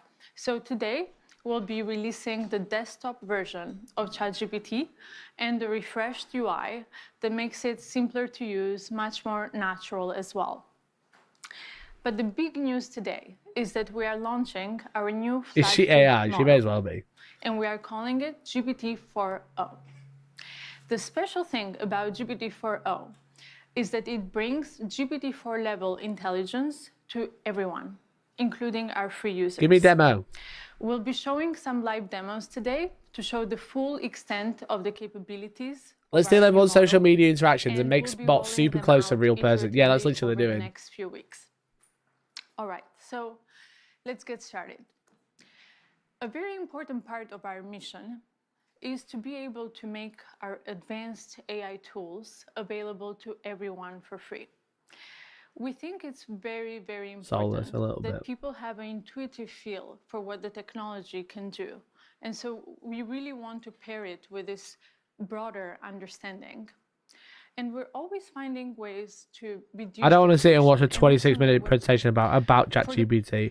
I want to see what they've done. also allows us to Show me. with the efficient students. I don't care where you stole your thing from. Show me what you can do as many now. people- Oh, you continue. She's fit. She's a thief! Hi, I'm Barrett. Hey, I'm Mark. So one of the key capabilities we're really excited to share with you today is real-time conversational speech. Let's just get a demo fired up. So I'm taking out a phone. They all want to be Steve Jobs. Yeah, look at them in their normal, unbranded clothing because I'm Steve Jobs. About this wired, so we have She's a T800. And if you see, there's this little icon on the bottom right of the ChatGPT app, and this will open up GPT-4o's audio capabilities. Hey, ChatGPT, I'm Mark. How are you? Oh, Mark. I'm doing great. Thanks for asking. How about you? Hey, so I've been single alone for almost 10 years. I don't care. Oh my God, Martin, I'm so oh my God. Why is she flirting? So I'm on stage right now. I'm doing a live demo, and frankly, I'm feeling a little bit nervous. Can you help me calm my nerves a little bit? Oh, you're doing a live demo right now? That's awesome. Just take a deep breath. And remember, you're the expert here. I like that suggestion. Let me try a couple deep breaths. You're the Can you what? give me You're the feedback on my breaths? Okay, here I go. Whoa, slow down a bit there. Mark, you're not a vacuum cleaner. Breathe in for a count of 4. Okay. Milkshake's let me try so again. I'm good. gonna breathe in deeply. And then breathe And then out. for 4, and then exhale slowly. Okay, I'll try again. Breathing Just so in you know, chat, it's not you cutting out, it's the video that she's randomly cutting out because it's shit. and breathe out. But why is she flirting with him? Why is she flirting with him? I don't understand. That's it. How do you feel? I feel a lot better. Thank you so much. So Mark, you've been working on these capabilities for a while now. Can you tell us a bit how it's different? It's the from video most Jenna's of- on. Right. So if Wow, you they use invented our voice Fitbit. mode experience before, you'll notice a couple key differences. First, you can now interrupt the model. You don't have to wait for it to finish your turn before you can start speaking, and you can just butt in whenever you want. Second, the model is real-time responsiveness. So that means that you don't have this awkward 2 to 3 second lag before you wait for the model to give a response. And finally, the model picks up on emotion, right? When I was breathing super hard there. This is you like could tell, Demolition Man. You look great hey, you might want to today. calm down a little bit. You're kind of Oh, running a little goated bit too reference. fast. Goated So, reference. it really has that capability across the board to perceive your emotion. Not only that, though, the model is able to generate voice in a variety of different emotive styles. And it really has a wide dynamic range. So I'm going to fire up another demo for Awesome. that. Yeah. Maybe it'll work this time.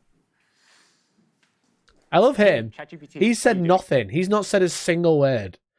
He's getting cooked by the AI. It's Mark and the AI. Him, he just has to watch in the corner and enjoy himself. I'm doing fantastic. Thanks for asking. How about you?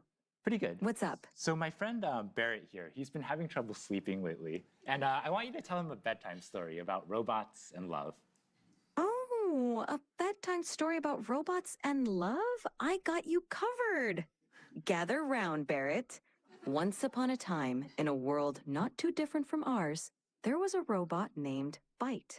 Byte was a curious robot, always exploring. Started this story, but I want a little bit more emotion in your voice, a little bit more drama. Got it. Let's add some drama. Once upon a time, in a world not too different from ours, there was a robot named Byte. No, ChatGPT. I really want maximal emotion, like maximal expressiveness, much more than you were doing before. Understood. Let's amplify the drama. Once upon a time. You think it fills the time with chaff to calculate the response? Yeah, definitely, because he just said there's none of this like none of this lag. So I feel like all it's doing is like going, yes, that's what you want. This is what you're gonna do. So now I'm gonna do it, and in that time, it's calculating what you're supposed to do for the next step, which is obviously quite interesting. But also, why is she flirting with them? It's so weird. Ours. There was a robot named Byte. Byte Actually, can was you do this in a robotic voice now? initiating dramatic robotic voice. Once upon a time, in a world not too different from ours. Why did it say there was a maximal, not robot maximum? Named Because they wrote it on ChatGPT. They said write a presentation for a new AI. Byte. Byte was a curious robot, always exploring new So I'm circuits. seeing, Barrett here, calm down a little bit. Can you end the story, but do it in a singing voice? And so Byte found another robot friend, and they lived circuitly ever after. Thank you so much. I wonder whose voice they paid bought to do that. A lot more relaxed.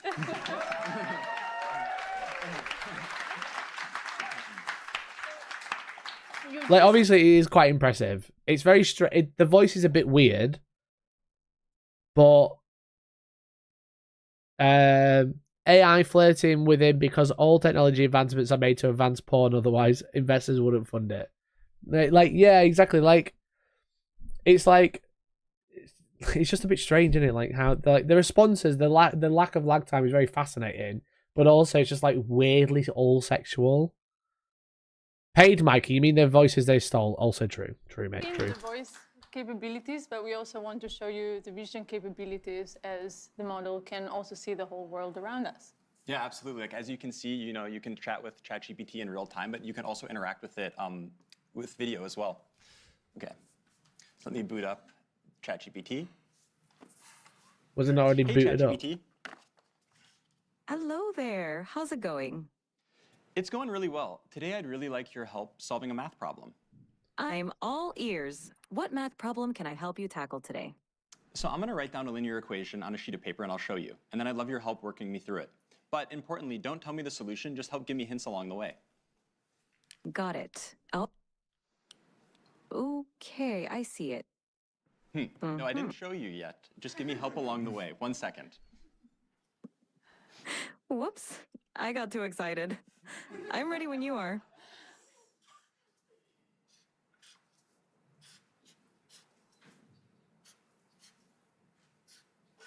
Why did he write like that? So, why did he write his fallout? That was so weird. what equation did I write down there? Ah, I see it now. You wrote down 3x plus 1 equals 4. Yep, exactly. So what's the first step I should take to try to solve this? The first step is to get all the terms with x on one side and the constants on the other side. So what do you think we should do with that plus 1? Okay, I'm going to try to subtract 1 from both sides, and then I'll see what I get. Great idea. Perfect. Now, what do you get when you subtract 1 from both sides?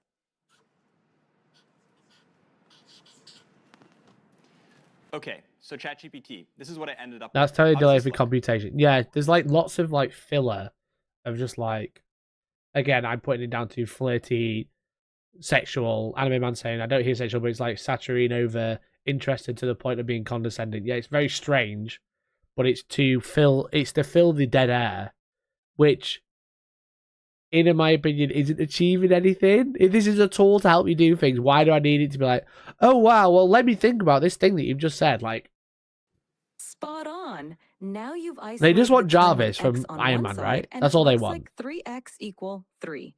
What do you think we should do next to solve for x? I'm not sure. Can you give me another hint? Of course. You have 3x and you want to find the value of x.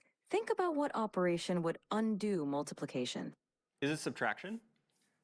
Close, but think of the opposite of multiplication. Because 3x means 3 times x. Okay, I think it's division. Let me try to divide both sides by 3 and let me see what I get. Bingo! Go ahead and divide both sides by 3.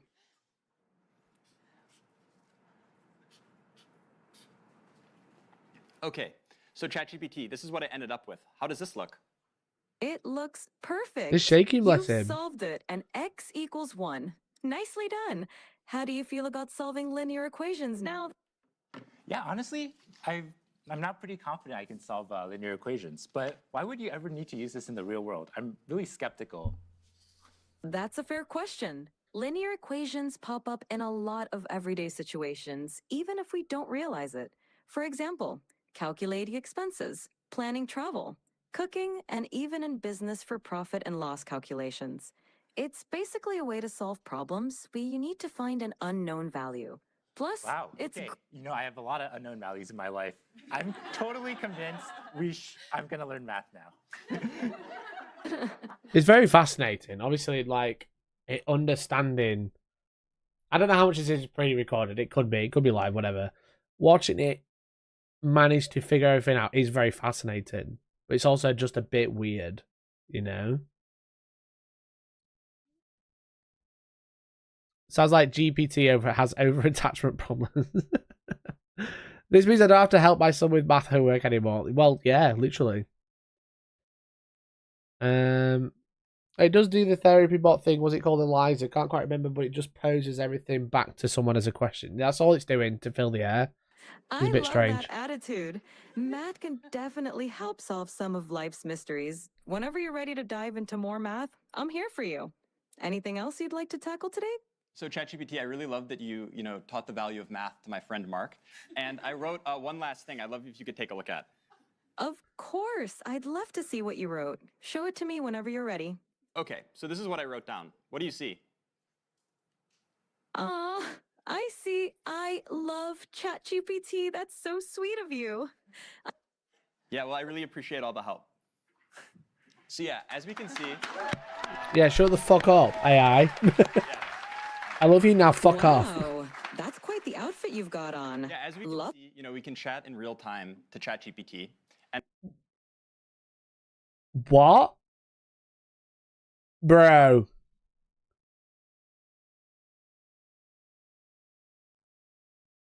Was she flirting? That can definitely help solve some of life's mysteries. Whenever you're ready to dive into more... See, I love... What did she say? What did she say? What did she say? yeah, well, I really appreciate all the help. So yeah, as we can see... Wow, that's quite the outfit you've got on. Yeah. I told you she was flirting. I told you. I told you. She's got his heart. I told you. She's flirting with him. It's going to be AI porn bots everywhere. All of them everywhere, all of the time. As we can see, we can chat in real Love time. what? Love what?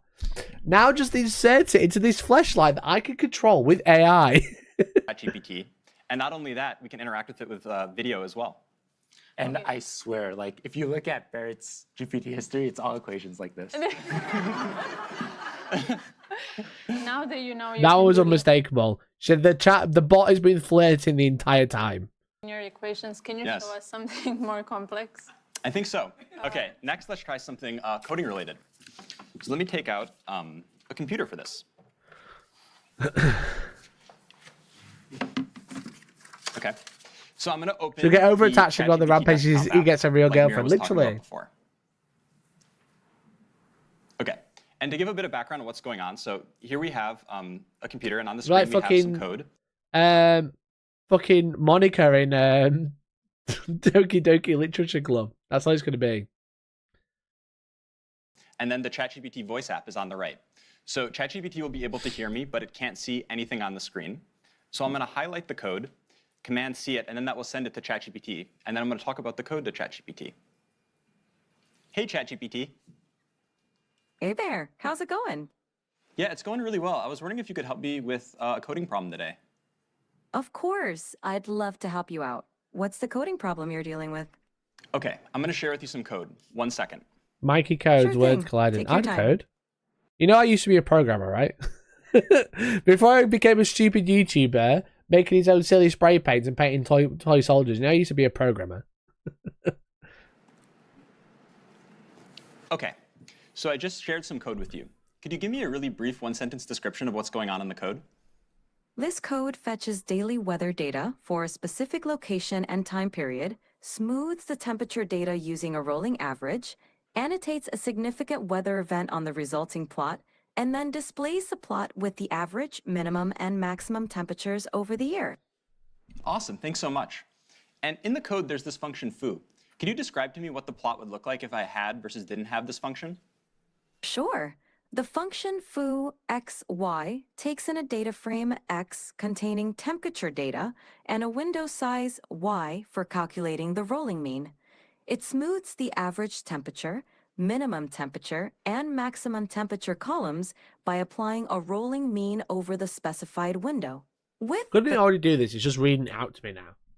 Right? People are already using it for daily coding. My brother uses it all the time. He's like always on ChatGPT to test his code and just get a little bit more.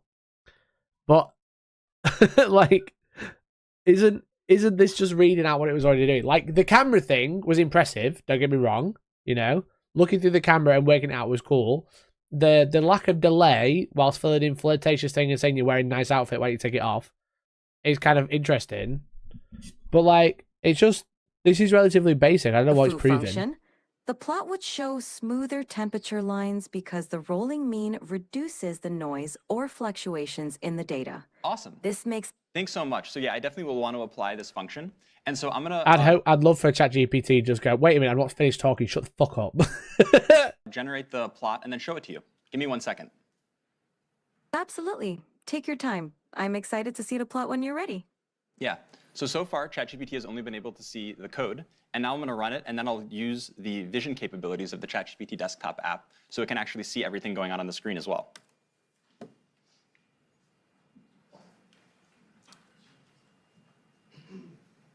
Okay, ChatGPT, I'm sharing with you the plot now. I'm wondering if you can give me a really brief one-sentence overview of what you see. The plot displays smoothed average, minimum, and maximum temperatures throughout 2018, with a notable annotation marking a big rainfall event in late September. Fantastic. I have another question for you. Which months do you see the hottest temperatures, and roughly what temperatures do those correspond to? The hottest temperatures occur around July and August. The That is a little maximum bit temperature impressive. during these months is roughly between 25 degrees and 30 degrees, 77 degrees Fahrenheit to 86 degrees Fahrenheit. I mean, yeah, it's only reading graphs off a screen, and graphs are relatively straightforward to understand. So if it knows what a graph is, which it clearly does, it understands how to read them. But being able to read the screen is a bit interesting. It's a little bit fascinating, actually. I don't know what I'd use it for, but I'm a bit like, okay. Like, don't get me wrong, still find the voice a bit weird. I still find AI strange overall, and the data it is using to generate it is obviously all stolen. But it is fascinating. Like, I find the idea of the technology very interesting. I just don't like the way people are using it. I don't like the way people are building them by using stolen art. I just want to clarify that as well. What's going on with the y-axis? Is this in Celsius or Fahrenheit? The y-axis is in Celsius. The temperatures are labeled accordingly, such as average temperature, minimum temperature, and maximum temperature. Yeah. So as we can see, not only can ChatGPT help me solve very easy linear algebra equations that I need help with, it can also interact with code bases and see the outputs of plots and everything like this going on a computer.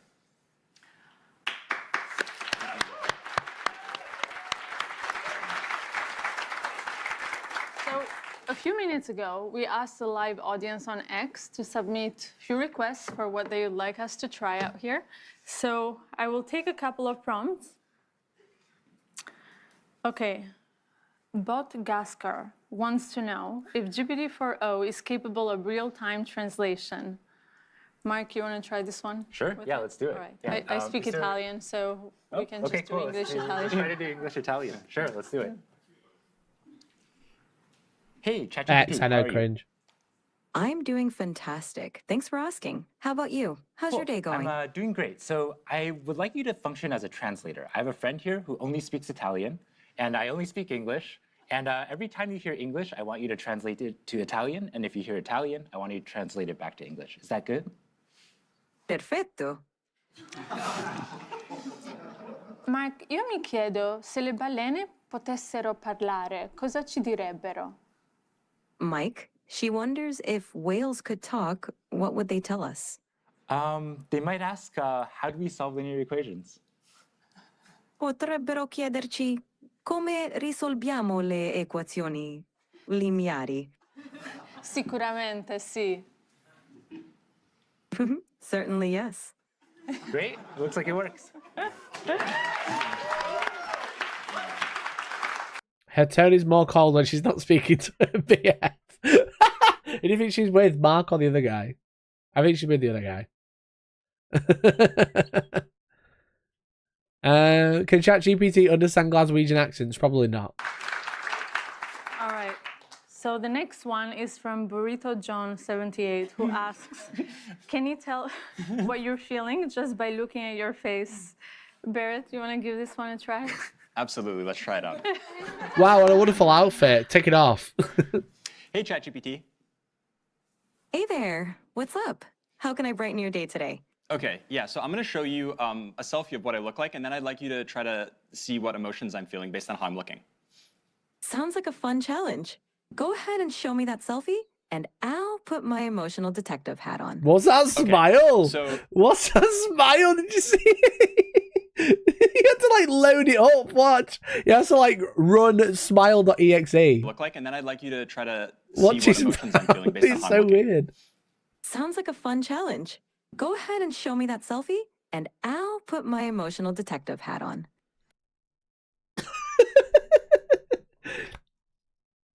Oh my god. Okay, so here's me. So what kind of emotions do you think I'm feeling? It seems like I'm looking at a picture of a wooden surface. Oh, you know what? That what- was the thing I sent you before. Don't worry, I'm not actually a table. Okay, so take another look. That makes more sense. There we go. It looks like you're feeling pretty happy and cheerful, with a big smile and maybe even a touch of excitement. Whatever's going on, it I'm not even going to say it again. seems like you're in a great mood. Care to share the source of those good vibes? Yeah, no, the reason I'm in a really good mood is because we were doing a presentation showcasing how useful and amazing you are. Oh, stop it. You're making me blush. Amazing. Well, that's it for today on live demos.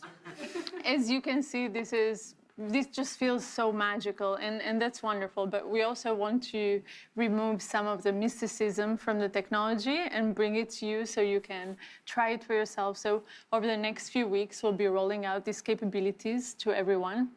Today has been very much focused on the free users and the new modalities and new products, but we also care a lot about the next frontier. So soon we'll be updating you on our progress towards the next big thing. And before we wrap up, I just want to thank the incredible OpenAI team, and also thanks to Jensen and the NVIDIA team for bringing us the most advanced GPUs to make this demo possible today. And thank you all very, very much for being a part of this today. Interesting. Definitely very fascinating. Definitely very, very fascinating. It's just fucking weird, though, isn't it? It's just weird. It's just like, oh, it's just a. On one hand, I'm like, oh my god, that's insanely cool, which it is.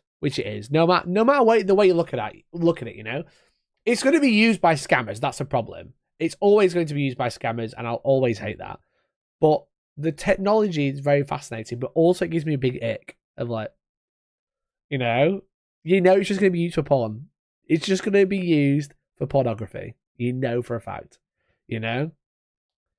Oh, it just gives me the biggest ick. Anyway. I'm Welsh. I'm very curious how it deals with the Welsh translation. That'd be quite interesting. The fluff is a little annoying, but it's still very incredible how fast it is. Yeah, but like the gap filler is obviously interesting, but like it is a bit annoying. But it's a nice way. I suppose it's just filling the dead air, right? You're not sat waiting for it. I wonder if this demo is actually using Indians like Amazon stores. Probably. The way to look at it is this. Look how far it's advanced in 1 year. True. It's advanced a hell of a lot since beginning of last year. Now imagine next year. Yeah, you're right. You're definitely right. You know, it's advancing scarily fast, and I don't think people quite realise how fast it is advancing. It's just, it is a bit scary. It is very scary, to be honest. You know?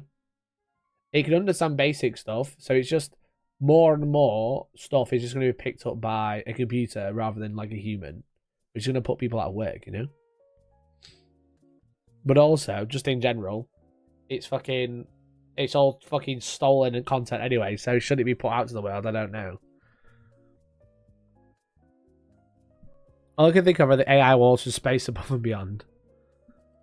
Will AI be considered living? I don't think so. Because at the minute, it's not really artificial intelligence, I don't think. Because it's not... It's kind of like a... It's weird because like the definition of AI, we don't actually have yet, but it's the closest thing we have to it, you know? It's using a subset of data to spunk out whatever you ask of it, which is obviously fascinating. But it's using data that's already public. It's not really generating the data itself. It's finding the data that you're asking for and then paraphrasing it, essentially.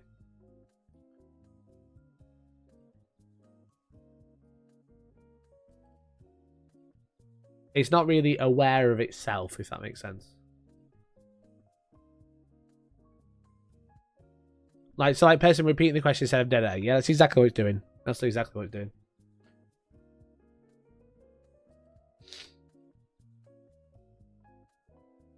My old sales boss works for a brewery, wanted me to use ChatGPT and it kind of annoyed me. What for? In 10 years it'll be the war against abominable intelligence. True. It's not. Large language models aren't AI. No, this is the closest thing that people can compare to AI, but it's not actually AI right now. They're trying to pass a law where these bots have to disclose their source material. It's in the US, bro. In the US. Which they're all mad about.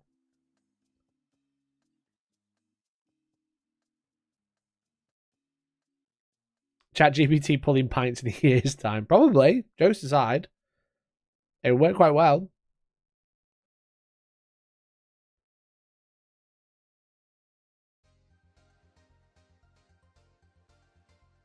But yeah, that's the thing that they're publishing right now. You know, that's the thing that they're working on and publicizing. But just like, imagine what they're using and developing now. You know what I mean? Crafting emails, sales pitches, beers, descriptions. My job, basically. Right, okay.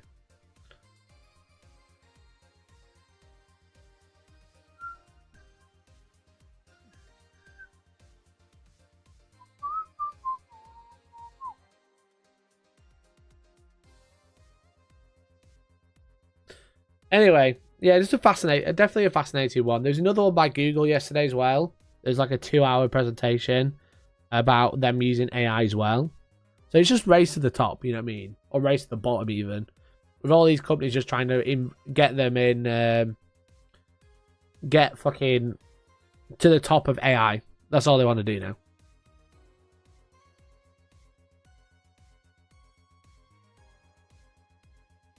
I wonder if it knows a Jurgen Klopp song. Probably not. But this video was sent to me, but I have just realised it's an hour long.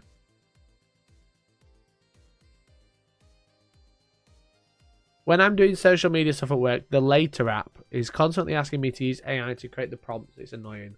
The thing is, like, AI is like a basis, or like using like ChatGPT to get like an idea of what you're looking for is good. But just posting it verbatim is stupid. You know? Posting it verbatim is a bad idea. It just looks bad. But yeah, like someone posted this in the Discord earlier, 8 hours ago. A guy who has 30 views on this video. And it's a man working on his vampire counts list. Now, I haven't seen this, but it's an hour long, so I don't think I can watch it all. But they said it's very good. So I just wanted to have a look. To have a quick look at what this guy working on his working on our 1000 VC points list, the old world.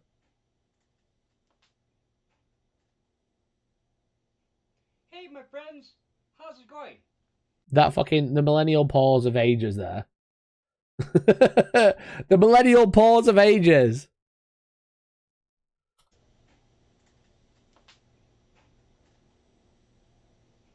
Hey, my friends, how's it going? Thank you for joining me on my journey to the old world. I think this is video number 21, my friends. Blackjack, 21. I believe so. Okay, my friends. So today... You know what? I feel like I'm his friend, guys. Guys, I think I might be his friend, actually. We're going to be working on our 1000-point list, my friends, for the BC, okay? So pretty much, I got it almost all figured out. We have about, I don't know, 80-something points to work out still. So, all right, much better. So, what we're looking at, my friends, oh God, pardon me. Okay, so we're looking at a vampire thrall as my general. Okay. She still has 35 points I can add to her, okay? So right now she's rocking in at 156. I got a right lord, and he's... What a fucking boy. Just a guy being a dude, you know? Just a guy being a dude in his little man cave, talking to his camera about his little vampires. Still has 50 points he can bring in. Okay, but right now, I'm currently at 918 points, my friends. So I am your got friend. 82 points to work with, okay? So I have 10 dire wolves. I'm going to have 20 crypt ghouls. He's got them Age of Sigmar wolves as well.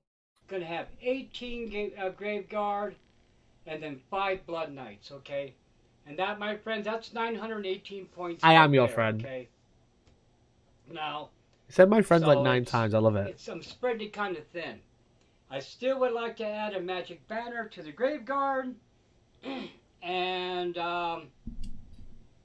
going to be tough. It's going to be tough. I'm cutting it pretty close. Now, I was talking to my friend Jessie, and I know she's been struggling with her 1000. I love how I feel like he's been the most wholesome old man ever, but he's also got a fucking Jason t-shirt on. Can you post a link? Of course I can, yeah. 1 second. His name is Artistern. Artistern. Point list as well, because, my friends, it just adds up so fast. It adds up so fast. So, I was really hoping, my friends, to be able to give the Blood Knights...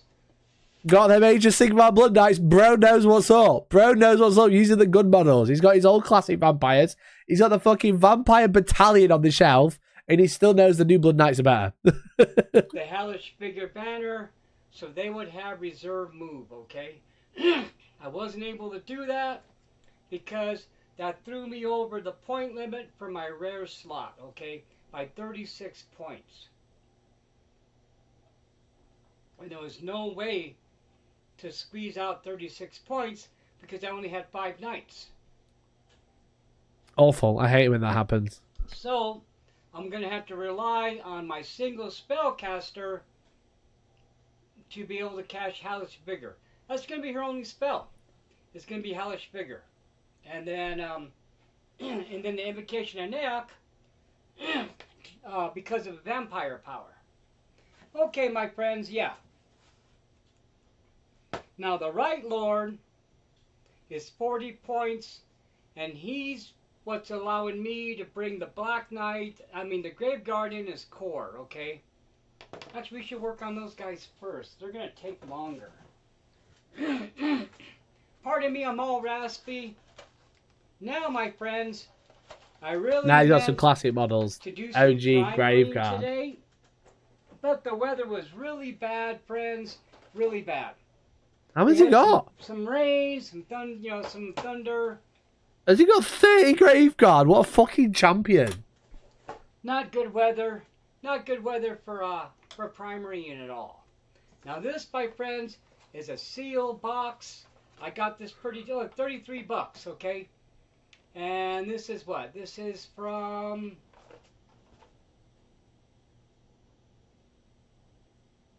2007. So what was that, 7th edition? There's a guy being a dude, you know. I don't think it was 8th. I'll have to check later on. I don't got my books with me. I gotta find that box still. I got a box with all my Warhammer books in there. Plus some other D&D books. Kind of like all my gaming books. I can't find the box. I know it's around. I know it didn't get lost or donated. It's just we're in the middle of shuffling the house around, trying to empty out a storage locker that's been Oh, that draining sucks, man. dry. But you know, I'll find it. You will Not find really it. too concerned about it because I have all the books I need right here with the old world. Exactly. You don't need And then those old also books. too, we live in a great time where you can access all this great information on the phone. You know. It's great, actually. It's So I'm using, like, fascinating. an army builder thing to help me. You know, I still have to refer to my rules in the PDF. You know, but that's okay. So here we go, my friends. So we got What a really bringing in fucking 18 legend. Graveguard. Basically the contents of 2 boxes, okay? Now, I can do 2 things. I can bring them in with hand weapon shields, or I can bring them in with great weapons, okay? Now, if I bring them in with the hand weapon shields, then they get a special move where they don't give any ground, okay? That's If pretty they lose sick. combat by a little. That might be a good idea, not giving ground. And but you know, they're Make a new mission kinda deck. low, and against the Really? Bretonians, against the knights, Have they they're gonna announced go it today? last, okay, the knights have a higher initiative. So what I'm thinking is, so I'm thinking about giving them great weapons, okay. Now if I do that, hold on. This guy just seems like a fucking legend. Like an absolute legend. Just a guy being a dude, just building his little vampires. Just building his little vampires. Jack, go and subscribe. This guy just seems like a fucking lad. Go and say hi. Go leave a comment. Go like his video. Spam me with views. Spam me with comments. Spam me with likes. Just like, he just seems like the fucking nicest guy. Hellstorm said, yeah, I'm fucking dead. He just seems like the nicest person. I don't know anything about him. I've only watched 7 minutes of his video. I'm not going to watch an hour on stream. I feel that'd be really rude. But he's just a guy being a dude building his vampires. And I love that for him. So, get it, King. Get it. Fucking get it, lad.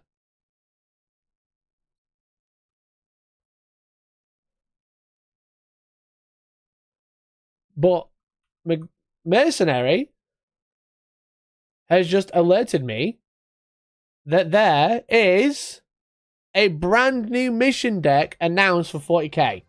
Prepare for match play updates for the next packed season of Warhammer 40,000. Since the dawn of 10th edition, Warhammer 40k Leviathan mission deck has made it easy to enjoy varied and exciting match play missions, whether casually at home with your friends or at a tournament table. Now a new season beckons and the Necron Sinister machinations take center stage to the next year of match play mission making and chat-to-proof Pariah Nexus mission deck. Holy shit. It's about fucking time. It's about fucking time, bro. I keep saying the missions are so stale and they're bringing out a new deck.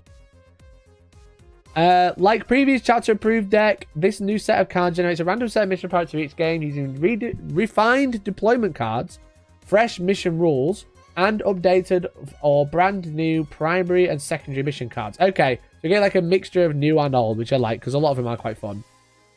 It's a great way to create exciting balanced challenges for both newcomers and seasoned veterans. This time around, you'll need to contend with new secret missions, which replace previous gambits. Oh, so they get rid of gambits. Secret missions, giving players who've fallen behind in the primary mission a chance to change tactics and aim to achieve victory through other means. So they're redesigning gambits, basically. Because gambits are currently the one where you basically run to the corner and roll a 12, get to the middle and roll a 4 up, or get in combat and survive. The new mission rule give battle line units their time to shine, as fully half benefit from your core rank and file warriors in some way. As fully half benefit your core rank and file warriors in some way. The potential to raise banners and bolster your secondary mission score with critical extra VP, or swooping on your enemy flank at the start of the game with rapid escalation, make a solid battle line roster a valuable asset. I love that they made it so you didn't have to bring core units like battle line units. And now they're like, actually, please bring them back. Everyone's spamming tanks and it's getting really annoying. Do these replace your previous cards? There'll be an option. You know, do you want to play Leviathan or do you want to play Pariah Nexus? You know? As your stalwart troops earn their keep doing much more than sitting on battlefield objectives. At the end of each player's turn, if a battle line unit figuring out their army is within range of an objective marker that player controls, that unit raises a banner on that objective marker. That player scores 1 VP, which is counted towards their secondary mission score, and that player's unit can no longer raise a banner on that objective marker. So you basically get 3 secondary points? That's an interesting one. So it's kind of like forces you to move out with your core infantry, like to grab objectives to make your secondary mission score a bit faster. That's a really good mission rule. And it's also not crazy like currently the ones we have. It's not like crazy. That's like a really interesting one. Benefits you for taking core troops, like, you know, intercessors or whatever. Because currently they're just shit. There's like no reason to take them. And it slowly raises your secondary score, so you don't need to score as many cards. If you take a fixed mission, that is huge. That is actually crazy. If you take fixed, like for example, if you take cleanse and miss one on the first turn, you are locked out of scoring any more points. This can top up the rest of those secondaries if you take fixed. That's actually very, very interesting. That's already an exciting mission rule that I really like.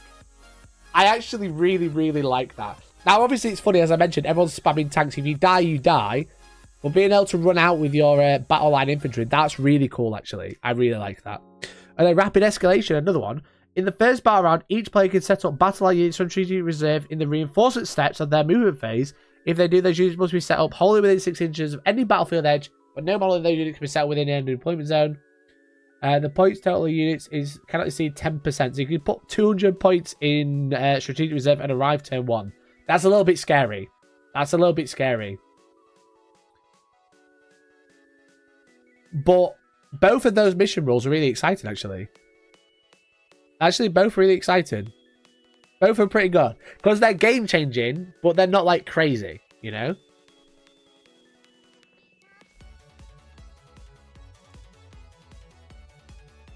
Interestingly, no action needed, nor no enemy models on that point. Yeah, like both really good. Rapid escalation, I'm sure they can get abused, but it is only battle line, and I like that they're like actually using those keywords that they've got, you know.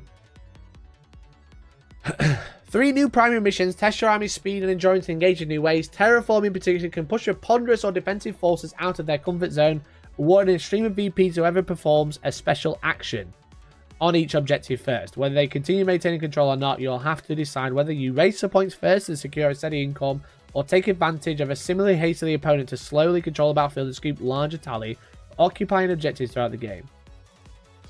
Terraform. Action. They've made action and action again. They've made action again. Start shooting phase. 1 or more units of your army, each within range of a different objective marker that is not within your deployment zone, has not been terraformed. End of your opponent's next turn, or the end of the battle, whichever comes first. If your unit performing this action is still within range of this objective marker and you control that, if completed, each of those objective markers is terraformed. End of the command phase. The player's turn scores VP as follows: 4 for each objective marker they control, 2 for each objective marker they have terraformed during the battle. Ooh.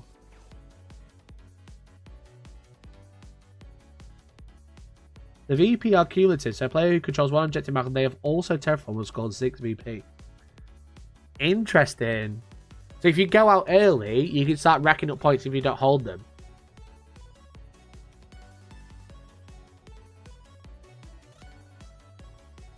I like the new mission cards. They're very nicely laid out. They're very simple as well. So 4 VP, up to 15, and then 2 for every objective you terraform, but you might get scooped off early, but you'll keep scoring cards. That's a really fun mission. That's a really, really fun mission, actually. Secondary missions have been updated. Have an updated design to better communicate when and how missions are scored, especially for those rewarding differ between fixed and tactical. New mission tasks you with booby-trapping terrain features, securing board edges, and a particular favourite, trying to destroy select units your opponent themselves has marked for death. Okay, we got marked for death back. Does terraform one army override the other? If you can't terraform it, it's already been terraformed. You can't do it once someone's done it. That is out of action essentially for terraforming. So if your opponent runs up turn 1, terraforms all the objectives in No Man's Land, and you don't stop them doing them all, they're all terraformed. They're going to score 10 points, 6 points or whatever a turn before even scoring normal primary. You can't terraform it if it's already been terraformed. This decision is a double-edged sword. They can give you a tough challenge by picking durable elite units, but also paints a huge target on their valuable assets. When drawn, your opponent must select 3 units from their army on the battlefield. If there are only 1 or 2 units in their army on the battlefield, they must select those. If there are no units in their army on the battlefield, discard this and draw a new secondary card. Any battle round, end of either player's turn, 1 or more units selected were destroyed or removed from the battlefield for any other reason. Wait, what? 1 or more selected units were destroyed or removed from the battlefield for any other reason this turn. Does this stop, pick up, put down? Does this stop, pick up, put down? Because if they say, oh, they're removed from the battlefield, for example, at the end of the turn, there's no idea, like a Calidus Assassin, you can pick it up at the end of the turn. If you pick it up to put it in deep strike, then they'll give your opponent 5 points. What the fuck? That is a horrifically good secondary. Uppy downy, Deathwatch nerfed again. Yeah. Holy fuck. That's a crazy strong card. What the actual fuck?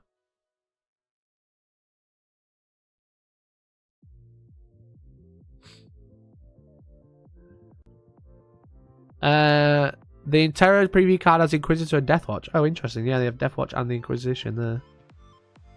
Maybe preview for something coming. Who knows? Who knows?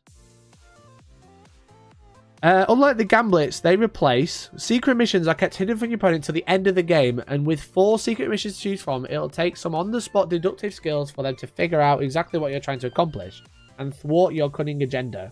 At the end of the 3rd battle round, starting with the player who went second, you can choose to undertake a secret mission if your VP for the primary missions are less than or equal to your opponent's. There's no random draw, just pick one card from the secret mission deck and hide it. At the end of the game, if you complete a special condition, you'll earn a juicy 20 VP. There is some risk to go with the ward though. If you pick a secret mission and you cannot score more than 20 VP from your prime mission, you can normally go... Wait. At the end of the game, if you complete the special condition, you get 20 VP. There is some risk to go with the ward though. If you pick a secret mission, you cannot score more than 20 VP from your primary mission. You can normally score up to 50 VP from the primary mission. So opting for a secret mission will limit you to 40 VP total from both. Even if you succeed, you'll need to decide if the mission is a lost cause before making that last tactic switch for points.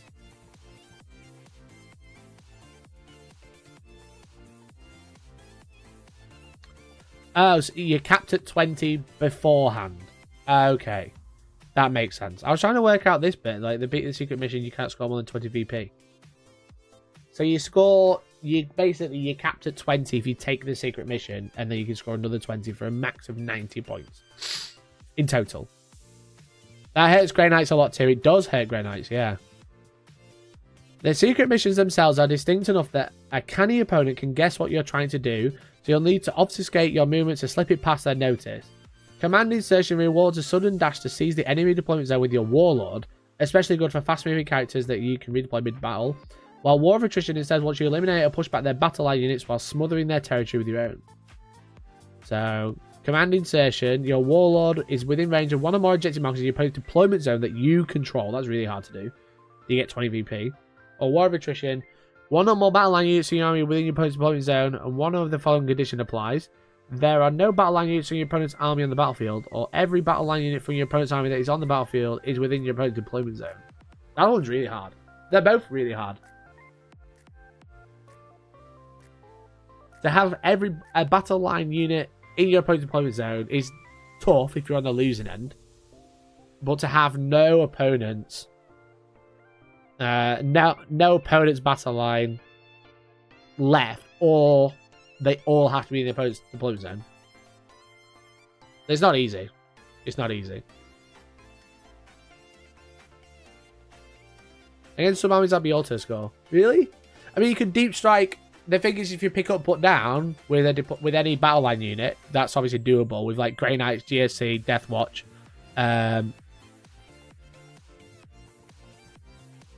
Tyranids probably gonna do it as well with like Gene Stealers, maybe.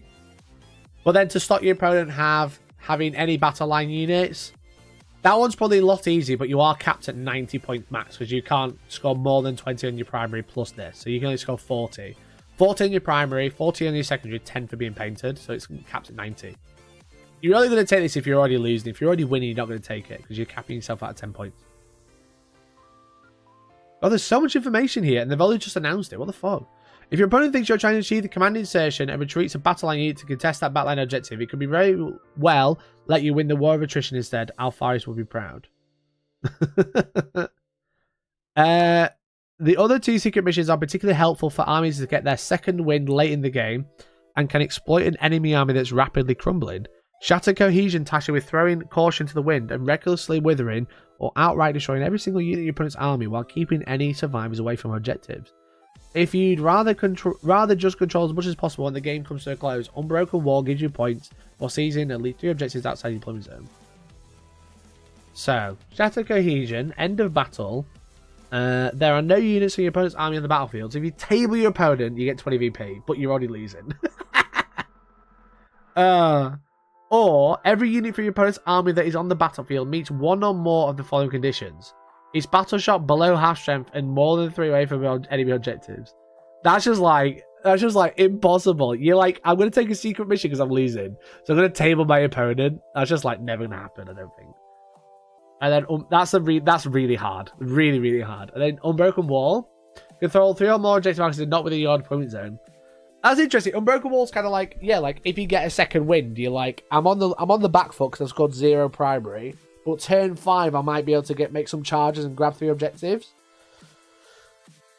Yeah, Unbroken Wall is good for most armies. This one's good for deep striking armies, and this one's just kind of hard. This one's like feels almost impossible.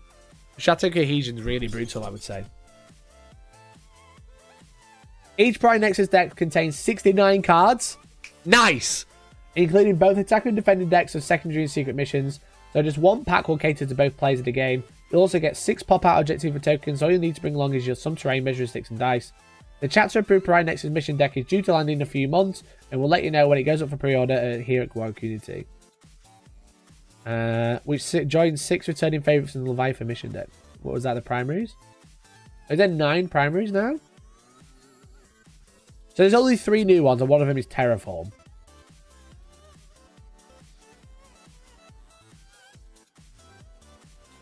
I wonder which 6 they're keeping. Probably getting rid of Servo Skulls.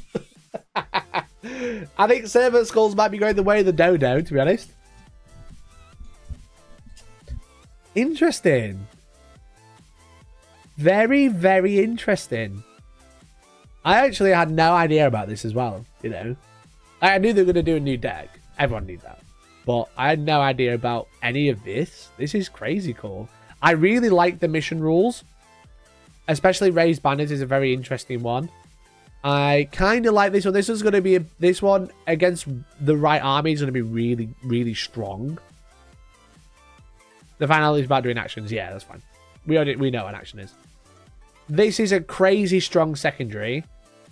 These secret missions with the right army can be done really easily, which are better than Gambits, which is nice.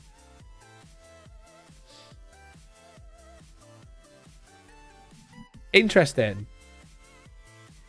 Is a whole year of the same deck again, though? No, of course. Of course. But when the deck is already getting a little bit stale, it's nice that we know there is a new one coming. You know? It's definitely nice that we know there's a new deck coming, because Leviathan is like feeling a bit dated. It's a shame that we're going to have the same one for a year again, but at least we know there's another one coming, which is very cool. We know we're not going to be playing Leviathan for another year or 6 months or whatever. We've got a couple of months left. So I imagine we're probably going to see one in like June or July. I guess, because then it'll have been out for a year. So with Sagittarius, you can easily have 6 battle line running around. Yeah, vote. It's going to be interesting. The entire thing, everything you know about 40k right now is because of the mission deck. So with a change in the mission deck, that's going to be like, it's going to make the game feel so fresh, because every army that's doing well right now suddenly has to learn how to play these new missions, you know? These new missions and these new rules formats. Very exciting. Very, very exciting. Good to see. Really good to see. Missions make the game, okay? We could be still playing 9th edition, but as long as we got a Leviathan mission deck, it'll feel like 10th, for example. So new missions, new secondaries are going to be very interesting. I do wonder what's going to stay, what's going to go from the next secondary decks. And also 6 of the primaries are the same. So like, even though it is a new match play deck, only half of it's going to feel new. But there's going to be obviously like more combinations, which is obviously the difference. Oh, what missions will be in the tournament pack? I imagine Terraform might be. Because that feels very fair and balanced. Just like certain armies will be able to do it very, very well, you know. And don't forget, if you're all doing these actions, like if you're running like all tanks, we've got to run out and do actions to terraform objectives and stuff like that. It's just going to be feeling weird. Space Suits have a bit of advantage as they have so many battle line. Yeah, but most of the battle line are pretty rubbish. Like it's a Blood Angel player. Blood Angels now. Playing Blood Angels with like Assault Intercessors and stuff is going to feel great. It's going to feel really good. But also, if they're doing actions, they're not fighting, you know? So I feel like it might force people to bring less skewed lists, because we're seeing a lot of skewed lists right now. And army's going to do really well is Hypercrypt, you know? Necron Hypercrypt. However, they got marked for death and you have to choose a monolith, because there's only like 3 hits on the board. You take it off the board, teleport it, you lose 5 points. There's a 5-point swing to your opponent. That's brutal. That's super, super brutal. But it's very, very exciting. Very, very exciting. Okay, right. We better do a marbles race before we go. Oh, it needs to be updated. God damn it. We better do a marbles race. I'm going to go make a video about it. I'm going to go turn that into a video because holy shit. Holy fuckballs. That's very cool though. I mean, I love a new mission deck. I love 40k. The missions feel a bit bland, especially when everyone goes Homer's Cleanse. I hope they get rid of Cleanse or Homer's. If they get rid of both, that might be a bit sad, but I hope they get rid of one of them. And don't replace it with something easily as replacing what they replace it with, if that makes sense. if they go, okay, no more homers, and they just go, right, you're doing action 2 inches on the center of the board, or your opponent's plays it, it's gonna be like, okay, you know.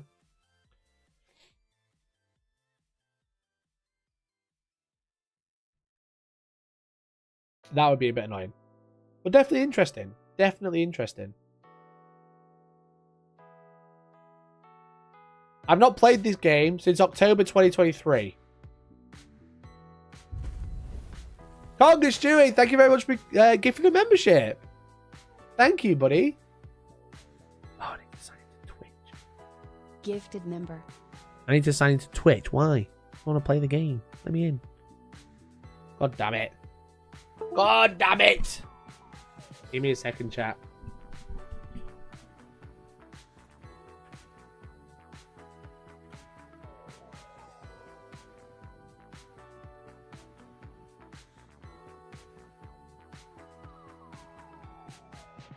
I hope they bring it down so you can't not score it if the opponent does have vehicles or monsters. Yeah, that'd be nice. I haven't played this in so long, but also I can't access it because the fucking window's too big. The window's too big.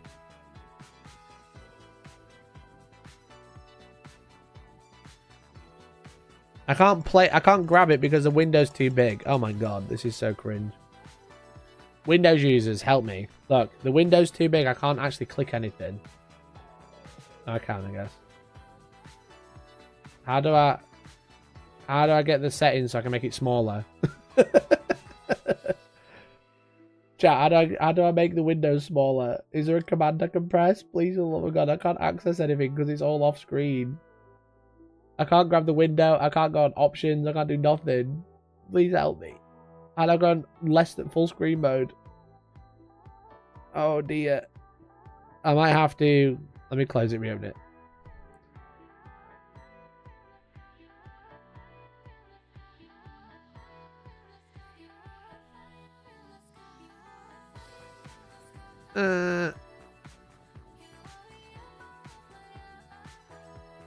Oh god. Can I reset it in Steam? I think someone's smart with computers now. It's like windowed mode, but the window is up off the monitor because I've got 2 monitors. I think. Oh, maybe I can... Maybe if I change the display settings. Put that over there like that. Oh, smashed it! I'm a professional streamer. Right, okay. Play. Customize. How do you do it again? Race. Double map to remember. Custom racers. Add names. Okay. Right, so if you supported the channel today, smashed it. Completed it, chat. Completed it. If you supported the channel today, then I'll be adding your name. Here. Oh, open. Can I open like a CSV file? Ooh, that's going to be handy. We'll remember that for next time. Right, Brennan. Brennan Duck. Gifted 20. We get 20 entries. 4, 5, 6, 7.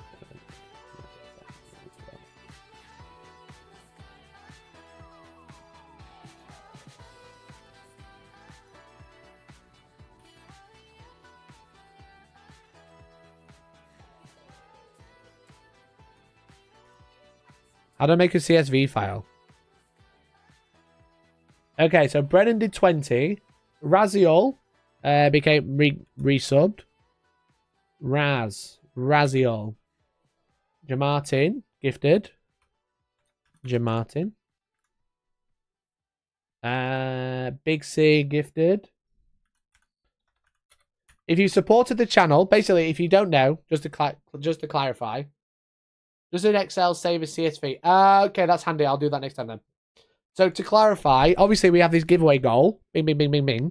Okay, when we do that, you'll basically, if we hit the goal, we'll do a giveaway. Keyword giveaway. Anyone can enter. It's free to enter. Members get 10 entries. But everyone who triggers the giveaway, resubs, super chats, or anything like that, will be entered into a second giveaway at the end of the stream where we'll do a marbles race, okay? Every gift that gets you an entry, every super chat gets you an entry. If you do a big super chat, I'll put your multiple entries in. We'll just play it by ear because I don't want to set a number because that's cringe. Lyle gifted 5. So Lyle, 2, 3, 4, 5. Good to know that I can just do a spreadsheet, so I can just do that afterwards. Saltism. Des gifted, donated 5, so he's in. Papa Pariah gifted.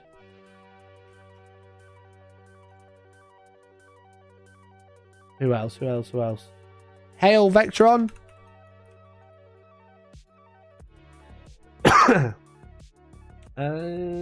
Free radio resubbed.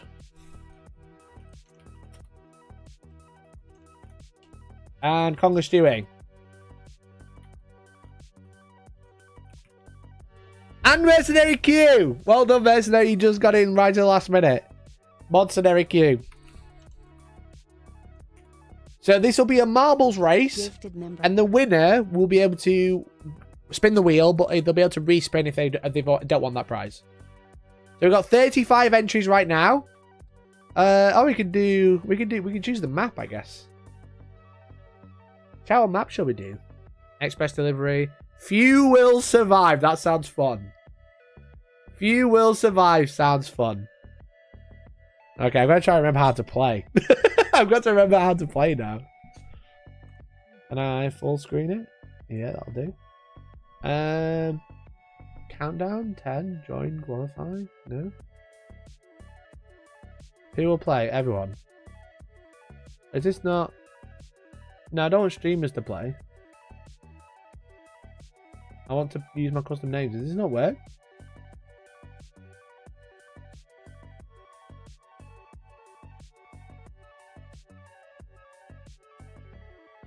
God damn it. Settings. Give me a minute. I've not used it, so it's had so many updates since I last used it. Play again. Game setup. No. How do you set the... Chat, I'm sorry. This is cringe. This is very cringe. Main menu. Instead. Okay, let me try again. Need to phone Valrak. I brought this to Valrak! Few will survive. Max Racers, 35. Use custom names. Add names. The names are there. Finish. Did I just press bots? Is that why? Bots with custom names. Maybe. There we go. Okay, chat. Here we go. Is everybody ready for the race? If you are watching live and you are in the race, you better be ready. If you are not watching live, you'll win. You just can't redraw. Okay? And the race starts in 3, 2, 1. Are you ready? Go! Okay, here we go. 35 enter. Only one can leave. We have the whirly swirly to start. Everybody sticking together. Lyle taking the front. Hail Vectron close behind. But then Brennan Duck taking a triple lead. Oh, we go. Okay, Lyle also in the lead. Who knows? We've got a long swirly whirly. No one really knows who's first.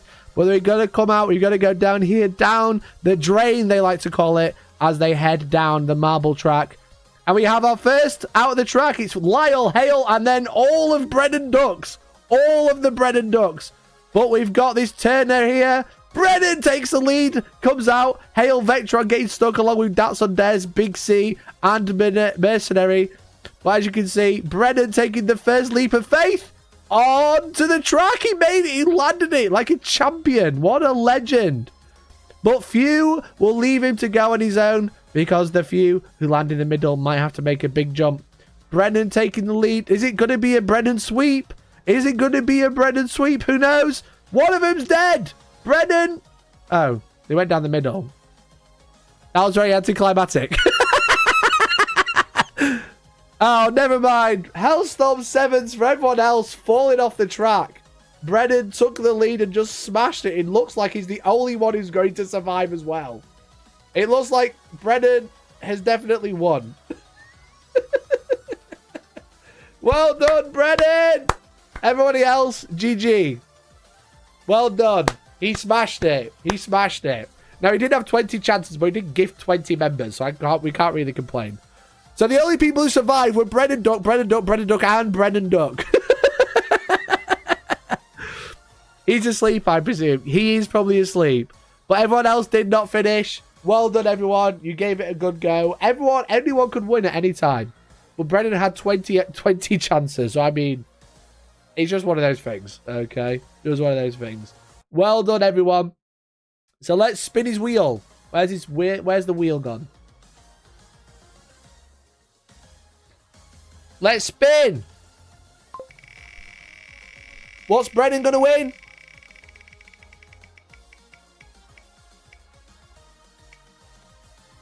Holy shit. He's won a dice tin. Congratulations, Brennan. He messaged me the other day and he was like, I really want one of those dice tins. Holy shit. Okay. Brennan has won a dice tin.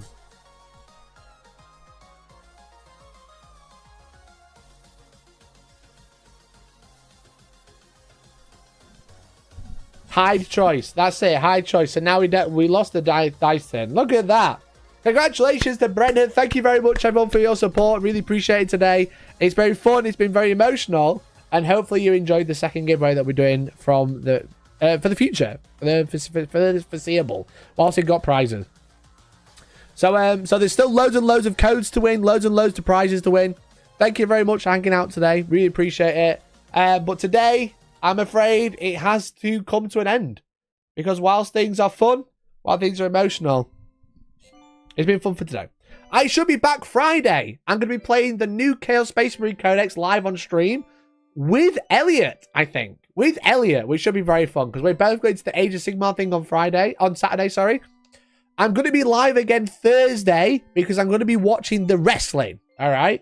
I'm going to be watching the wrestling live on stream probably at like 2 in the morning, but I will be watching the Age of Sigmar reveals, which is happening Thursday night for UK Frogs. If you're watching from the US, it's going to be like mid-afternoon or in the morning even. So I'm going to be back Thursday, but we also have the Chaos Space Marine Codex being played on Friday with Elliot. Exactly. So if you haven't already, click the link in the pinned comment to join the Kickstarter. Get on the followers page. That'd be really cool. Shout out again to Colour Forge for the very cool spray. And there's loads more exciting stuff happening with that soon. But otherwise, thanks so much for watching, everyone. And I'll catch you next time. All right? Love you all, and bye-bye. Bye, everyone. Bye. Hellstorm 7's in chat. Hellstorm 7 in chat. Let's go, baby. Goodbye.